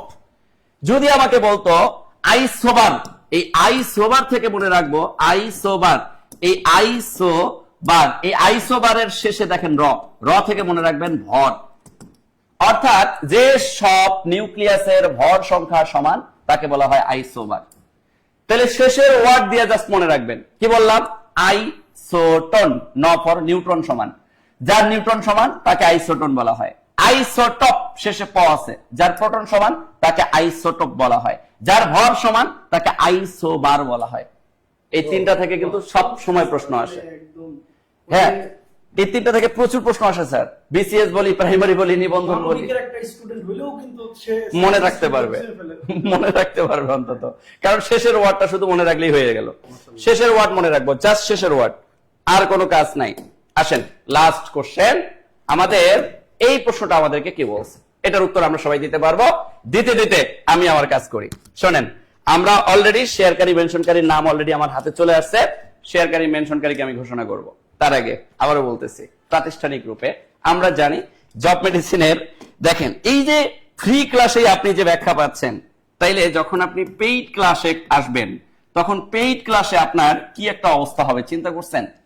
ক্লাসের পড়া ক্লাসে মুখস্থ হয়ে যাবে, তার মানে আপনার ক্লাসের পড়া ক্লাসে মুখস্থ হয়ে যাবে। যারা চাচ্ছেন যে একটা বেসিক কোর্স করব, এক কোর্স করে আমার প্রাইমারি, নিবন্ধন, 10-20 গ্রেড সব কভার হয়ে যাবে, এরকম একটা কোর্স যারা খুঁজতেছেন তাদের জন্য কিন্তু আমরা 10 থেকে 20তম গ্রেডের ফাউন্ডেশন কোর্স রান করছি। যদি আপনি 10 থেকে 20তম গ্রেডের প্রিলি এবং লিখিত বেজে একবার প্রস্তুতি নিতে পারেন, এই প্রস্তুতি দিয়ে আপনার প্রাইমারি প্রস্তুতি হবে, এটা দিয়ে আপনার নিবন্ধন প্রস্তুতি হবে। সো যারা চাচ্ছেন ফাউন্ডেশন ব্যাচে যুক্ত হবেন, অথবা আপনার স্পেসিফিক টার্গেট কি, আপনি নিবন্ধন পরীক্ষা দিবেন, এখন এই নিবন্ধন পরীক্ষা দিতে গিয়ে আপনি ভাবতেছেন আমার সাবজেক্টিভে একটা বিশাল ঝামেলার মধ্যে আছে। হ্যাঁ, সাবজেক্টিভে 140 মার্কের এমসিকিউ পরীক্ষা হবে, জেনারেলে কিন্তু আপনার পরীক্ষা হবে মাত্র 60 মার্কের। এটার স্পেসিফিক সাবজেক্টিভের আমাদের কিন্তু প্রায় 35টা বই রেডি আছে, এবং জেনারেলের বই তো আমাদের হাতেই আছে, আমরা প্রতিদিন আপনাদেরকে বই দেখাই। এই যে 10 থেকে 20তম গ্রেডের পূর্ণাঙ্গ বই পেয়ে যাবেন। আপনি যখন সাবজেক্টিভে ভর্তি হবেন, সাবজেক্টিভেরও শীট পেয়ে যাবেন। আপনি যখন বিসিএস এ ভর্তি হবেন, বিসিএস এর এরকম এক সেট বই পেয়ে যাবেন। আপনি যখন নিবন্ধনে ভর্তি হবেন, নিবন্ধনের বই পেয়ে যাবেন। আপনি যখন কি বলবো প্রাইমারিতে ভর্তি হবেন, প্রাইমারির অ্যাডভান্স ক্লাসের বই পেয়ে যাবেন। তাইলে সব বই আপনার হাতের মধ্যে। আরেকটা ব্যাপার বলি, বাংলাদেশের সকল লাইব্রেরিতে কিন্তু আমাদের আর কিছু পাইবার না পাই, মিহির স্যারের বইটা পাবো, একদম আপডেট বই, সুন্দর একটা বই, মাধুর্যময় একটা বই, বইটা আমরা কালেক্ট করব। আর সাম্প্রতিক বই সব জায়গায় আছে স্যারের, সাম্প্রতিক বইটাও আমরা কালেক্ট করব, কারণ স্যার সবসময় আপডেট থাকার চেষ্টা করেন। কথা বুঝতে পারছি? এবার আসে আমার কলেজের ভাই, কলেজের বোনেরা, যারা আমাদের এই কোর্সগুলোতে যুক্ত হতে চাচ্ছেন, তাও আবার কি, ধরেন আপনার আর্থিক সমস্যা, আপনার ইনিশিয়াল মুহূর্তে আপনার কাছে 500 টাকা আছে, স্যার যার কাছে 500 টাকা আছে তাকেও কিন্তু আমি সুযোগ দিই। সে ক্রমান্বয়ে টাকা দিক, সমস্যা নাই, তাও ভর্তি হয়ে কোর্সে যুক্ত হয়ে সে রেগুলার ক্লাস করুক। অর্থাৎ আপনার যদি আর্থিক সমস্যা থাকে সেটাকে আমি সামর্থ্য অনুযায়ী ভর্তি হওয়ার সুযোগ আপনাকে করে দিব, সামর্থ্য অনুযায়ী ভর্তি হওয়ার একটা সুযোগ আপনাকে আমি করে দিব। যারা এই সুযোগটা চাচ্ছেন তারা দ্রুত এম কোড ব্যবহার করার দরকার নেই। আজকে মিহির স্যারের, মিহির স্যার তো এম দিয়েই হয়, এম কোড ব্যবহার করে নাম্বার শেয়ার করবেন। আজকে মিহির স্যারের উসিলায় যদি কারো আর্থিক ফাইন্যান্সিয়াল প্রবলেম থাকে তাকে আমি কনসিডার করবো, জান বই সহ আপনি যে কোনো কোর্সে যুক্ত হতে পারবেন। সো আমি সময় দিচ্ছি মাত্র 1 মিনিট। এই 1 মিনিট আজকের এই সেশন থেকে সুযোগ পাবেন মাত্র 20 জন স্টুডেন্ট। এই 20 জনের মধ্যে যারা থাকতে চাচ্ছেন তারা দ্রুত গতিতে শুধুমাত্র এম কোড ব্যবহার করে নাম্বার শেয়ার করবো। দ্রুত 1 মিনিট সময় দিচ্ছি। 1 minute, 1 minute, 1 minute, 1 minute, 1 minute. Free class করেও কি টিকবেন? হ্যাঁ, ফ্রি ক্লাস ভাই, ফ্রি ক্লাসে তো অনেক তথ্য পাচ্ছেন আপনি। রেগুলার ফ্রি ক্লাস করলেও দেখবেন এগুলা ক্লাস থেকে আপনি মানে হিউজ পরিমাণ প্রশ্ন কমন পাবেন। এটাই রিয়েলিটি, এটাই বাস্তবতা। একটু দ্রুত গতিতে আমরা 1 মিনিট সময়ের মধ্যে এম কোড ব্যবহার করে নাম্বার শেয়ার করব। M code number, M code number, M code number, M code number. এরপরে কিন্তু আমি শেয়ারকারী আর মেনশনকারীর নামটা ঘোষণা করব। দ্রুত দ্রুত দ্রুত দ্রুত দ্রুত দ্রুত দ্রুত দ্রুত দ্রুত দ্রুত এম কোড নাম্বার। এই যে আমি দেখতে পাচ্ছি ইরফান আর রহমান এম কোড ব্যবহার করেছেন, নাম্বার শেয়ার করেছেন। যারা নাম্বারগুলো শেয়ার করবেন তাদের নাম্বার কিন্তু আমাদের প্রতিনিধি টিম নিয়ে নিবে, এবং আমি হচ্ছে প্রতিনিধি টিমের যে নাম্বারগুলো থাকবে, এই নাম্বার আপনারা যে নাম্বারগুলো শেয়ার করবেন এই নাম্বারগুলোতে কিন্তু আগামীকালকে কল দিয়ে আপনাদেরকে সামর্থ্য ভর্তি হওয়ার একটা সুযোগ করে দেওয়া হবে। আনোয়ার হোসেন ভাই নাম্বার শেয়ার করেছেন এম কোড ব্যবহার করে। আমি দেখতে পাচ্ছি বিজয় রায় নাম্বার শেয়ার করেছেন। মাসুদুর রহমান এম কোড ব্যবহার করে নাম্বার শেয়ার করেছেন। নিবন্ধনের জন্য কোন বই? হ্যাঁ, নিবন্ধনের জন্য আমাদের যে বই আছে এই বইয়ের বাইরে আপনাকে কিছু বলা লাগবে না। রাসেল আহমেদ রাশেদ ভাই নাম্বার শেয়ার করেছেন। জুয়েল মানিক এম কোড ব্যবহার করে নাম্বার শেয়ার করেছেন। আলামিন এম কোড ব্যবহার করে নাম্বার শেয়ার করেছেন। পুরো নাম্বার শেয়ার করতে হবে, পুরো নাম্বার। মেহেদি হাসান ভাই নাম্বার শেয়ার করেছেন, এম কোড ব্যবহার করে 20 জন সুযোগ পাবেন। দ্রুত দ্রুত দ্রুত দ্রুত জহরুল ইসলাম এম কোড ব্যবহার করে নাম্বার শেয়ার করেছেন। আমি দেখতে পাচ্ছি রাফসান আহমেদ চৌধুরী এম কোড ব্যবহার করে নাম্বার শেয়ার করেছেন। মিজান শেখ এম কোড ব্যবহার করে নাম্বার শেয়ার করেছেন। প্রত্যেকের নাম কিন্তু আমি পড়তেছি, কথা কি বুঝতে পারছি? বুঝতে পারছি, বুঝতে পারছি। হ্যাঁ, মিহির স্যারের বই সবসময় সেরা। একজন বলছেন, আমি গ্যারান্টি দিয়ে বলতে পারি মিহির স্যারের বই সেরা। অবশ্যই মিহির স্যারের বই সেরা, কারণ সে প্রচুর পরিশ্রমী, প্রচুর তথ্য এবং ইনফরমেটিভ একজন teacher. Aryan Saha M code ব্যবহার করে নাম্বার শেয়ার করেছেন। মাহমুদুর রহমান এম কোড ব্যবহার করে নাম্বার শেয়ার করেছেন। আমি দেখতে পাচ্ছি জাহিদ হাসান এম কোড ব্যবহার করে নাম্বার শেয়ার করেছেন। আমি দেখছি উজ্জ্বল ব্যাপারী নাম্বার এম কোড ব্যবহার করে নাম্বার শেয়ার করেছেন। আমি দেখতে পাচ্ছি মোহাম্মদ আব্দুল্লাহ এম কোড ব্যবহার করে নাম্বার শেয়ার করেছেন। আমি দেখতে পাচ্ছি শাহিন এম কোড ব্যবহার করে নাম্বার শেয়ার করেছেন। দ্রুত দ্রুত দ্রুত দ্রুত দ্রুত দ্রুত দ্রুত স্বর্ণা এম কোড ব্যবহার করে নাম্বার শেয়ার করেছেন। মাশাআল্লাহ। শোনেন, পেইড ব্যাচের ক্লাসগুলো অসাধারণ হয়। যারা আমাদের পেইড ব্যাচে আছেন একটু কমেন্ট করেন, তাহলে যারা এই যে নাম্বার শেয়ার করতেছেন এদের ভর্তি হতে সুবিধা হবে। একটু কমেন্ট করেন আমাদের ক্লাসগুলো কেমন হয়, একটু কমেন্ট করবেন। এই কমেন্ট করতে হবে, কমেন্ট করেন তো, একটু কমেন্ট করেন। উজ্জ্বল ব্যাপারী কিন্তু আমাদের নাম্বার শেয়ার করেছেন। ওকে, সবাই আমরা একটু দ্রুত নাম্বারগুলো শেয়ার করে ফেলবো, কারণ আমি আর দেরি করতে চাচ্ছি না, আমি আর ডিলে করতে চাচ্ছি না। আমি দেখতে পাচ্ছি আমাদের SUS এম কোড ব্যবহার করে নাম্বার শেয়ার করেছেন। আব্দুল আজিজ এম কোড ব্যবহার করে নাম্বার শেয়ার করেছেন। Manik Mondal job medicine best. Ilias Sunny M code ব্যবহার করে নাম্বার শেয়ার করেছেন। মাশাআল্লাহ। একটু জব মেডিসিনের যারা পেইড ক্লাসগুলো করি তারা আমরা একটু কমেন্ট করব। ওকে, মিহির স্যার আবার আগামীকালকেও আসবেন। মিহির স্যার, আমি এবং আগামীকালকে আরো একজন চমক থাকবে। নামটা বলবো? নামটা হচ্ছে আমাদের ইংরেজির বস ইমন স্যার। ইমন স্যারকে আমরা আগামীকালকে পেতে যাচ্ছি।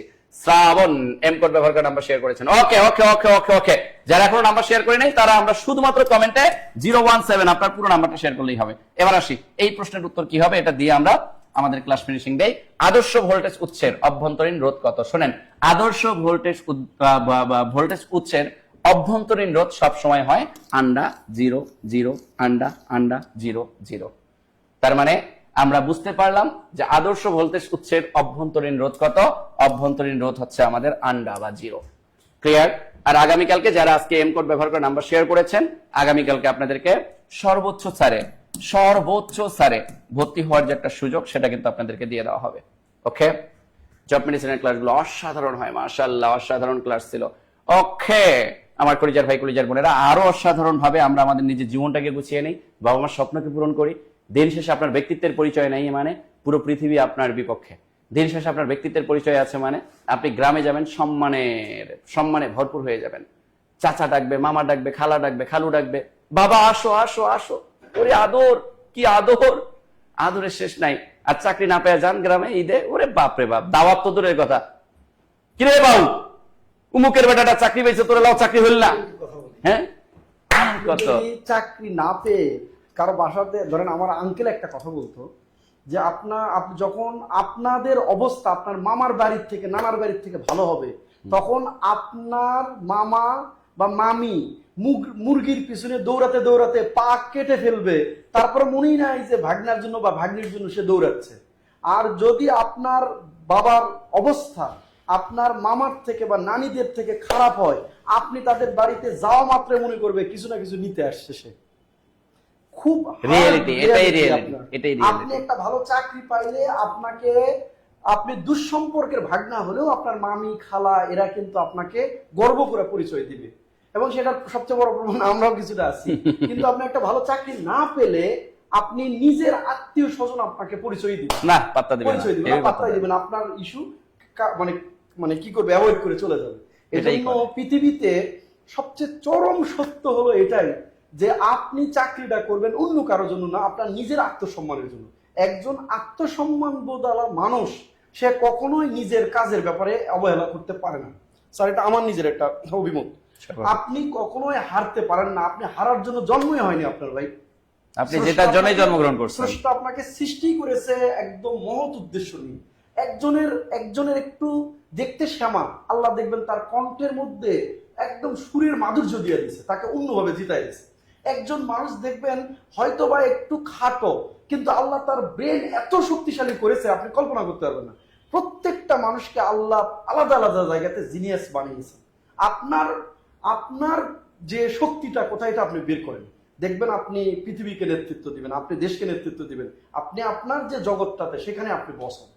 ভালো থাকবেন স্যার, Okay. কষ্ট করে বললাম। ঠিক আছে, ঠিক আছে, স্যারকে ভালো অসংখ্য থাকেন, ধন্যবাদ, আসসালামু আলাইকুম। কারণ ফিনিশিংটা স্যারের দ্বারা অনেক সুন্দর হয়েছে। আমরা শেয়ারকারীর নাম ঘোষণা করি। শেয়ারকারী এর মধ্যে শেয়ারকারী, এই শেয়ারকারীর মধ্যে আমাদের আছে এস, এরপর আবার শিমু। ওরে বাবা রে বাবা, এরে টাকা পাবে। আরে শালার, আমি তো ক্লাস না নিয়ে শেয়ার করলে টাকা পাইতাম স্যার। এবার আসেন 2 নম্বরে হচ্ছেন আমাদের হচ্ছে মোহাম্মদ লিটন লিটু। মুহাম্মদ লিটন লিটু, লিটন লিটু। এই লিটন লিটু কিন্তু আমাদের বই পাবে, অর্থাৎ মিহির স্যারের এই মোটা বইটা কিন্তু লিটন লিটু পেয়ে গেল। আপনি আপনার নাম নাম্বার ঠিকানা দিলে আপনার কাছে এই মোটা বইটা চলে যাবে। এই মোটা বইটা, এই দেখছেন দেখছেন দেখছেন, পেইড ব্যাচে মিহির স্যার ক্লাস নিবে ইনশাআল্লাহ, এখন রেগুলার ক্লাস নিবে।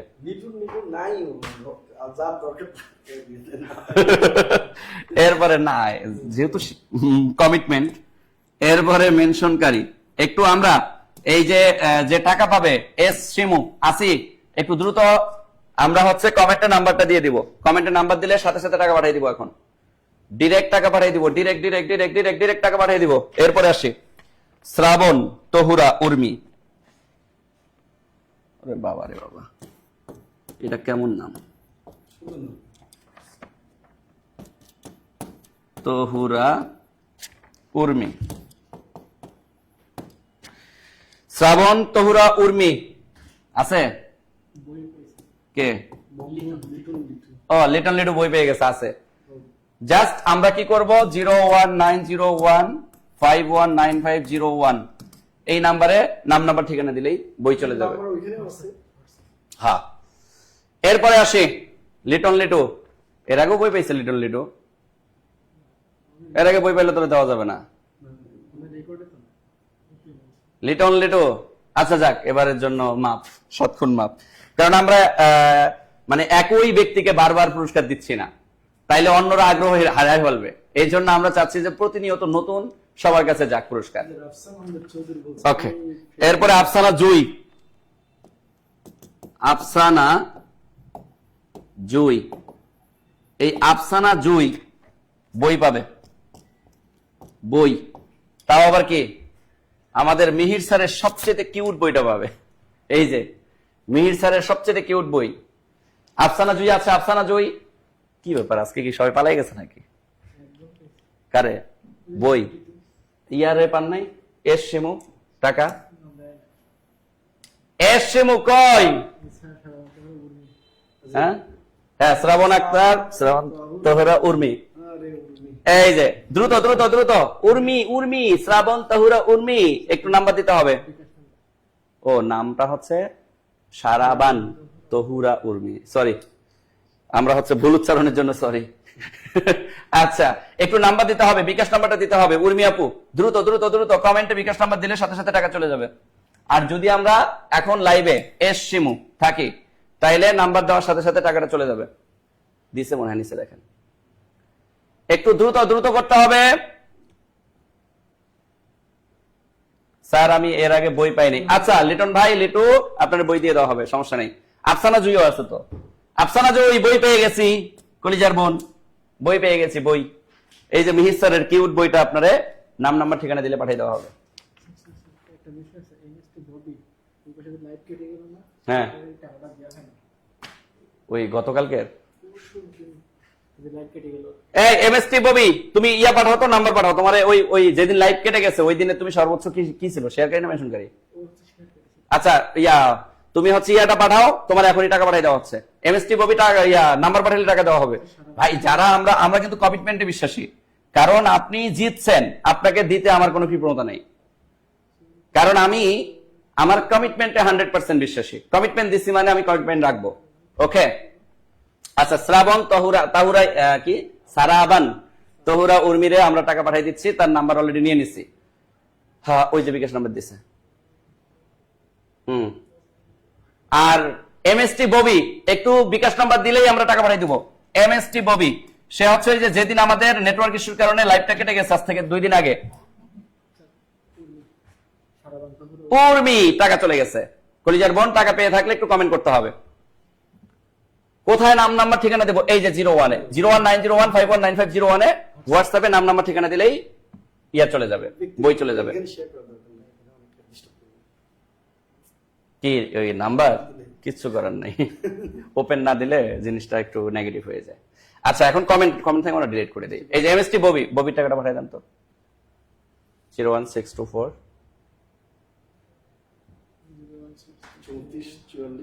34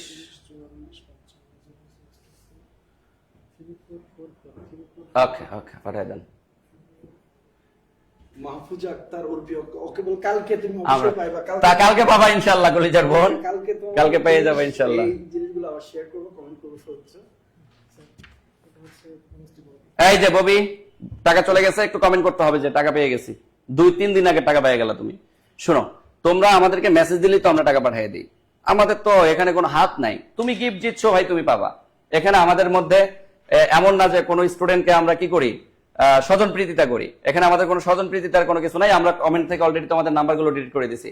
আর যাদের কাছে টাকা গেছে তারা একটু কমেন্ট করে জানাও যে তোমরা টাকা পেয়ে গেছো কিনা। একটু টাকা পেয়ে গেলে আমাকে একটু কনফার্ম করো, কমেন্টে একটু কনফার্ম করো যে টাকা পেয়ে গেছি।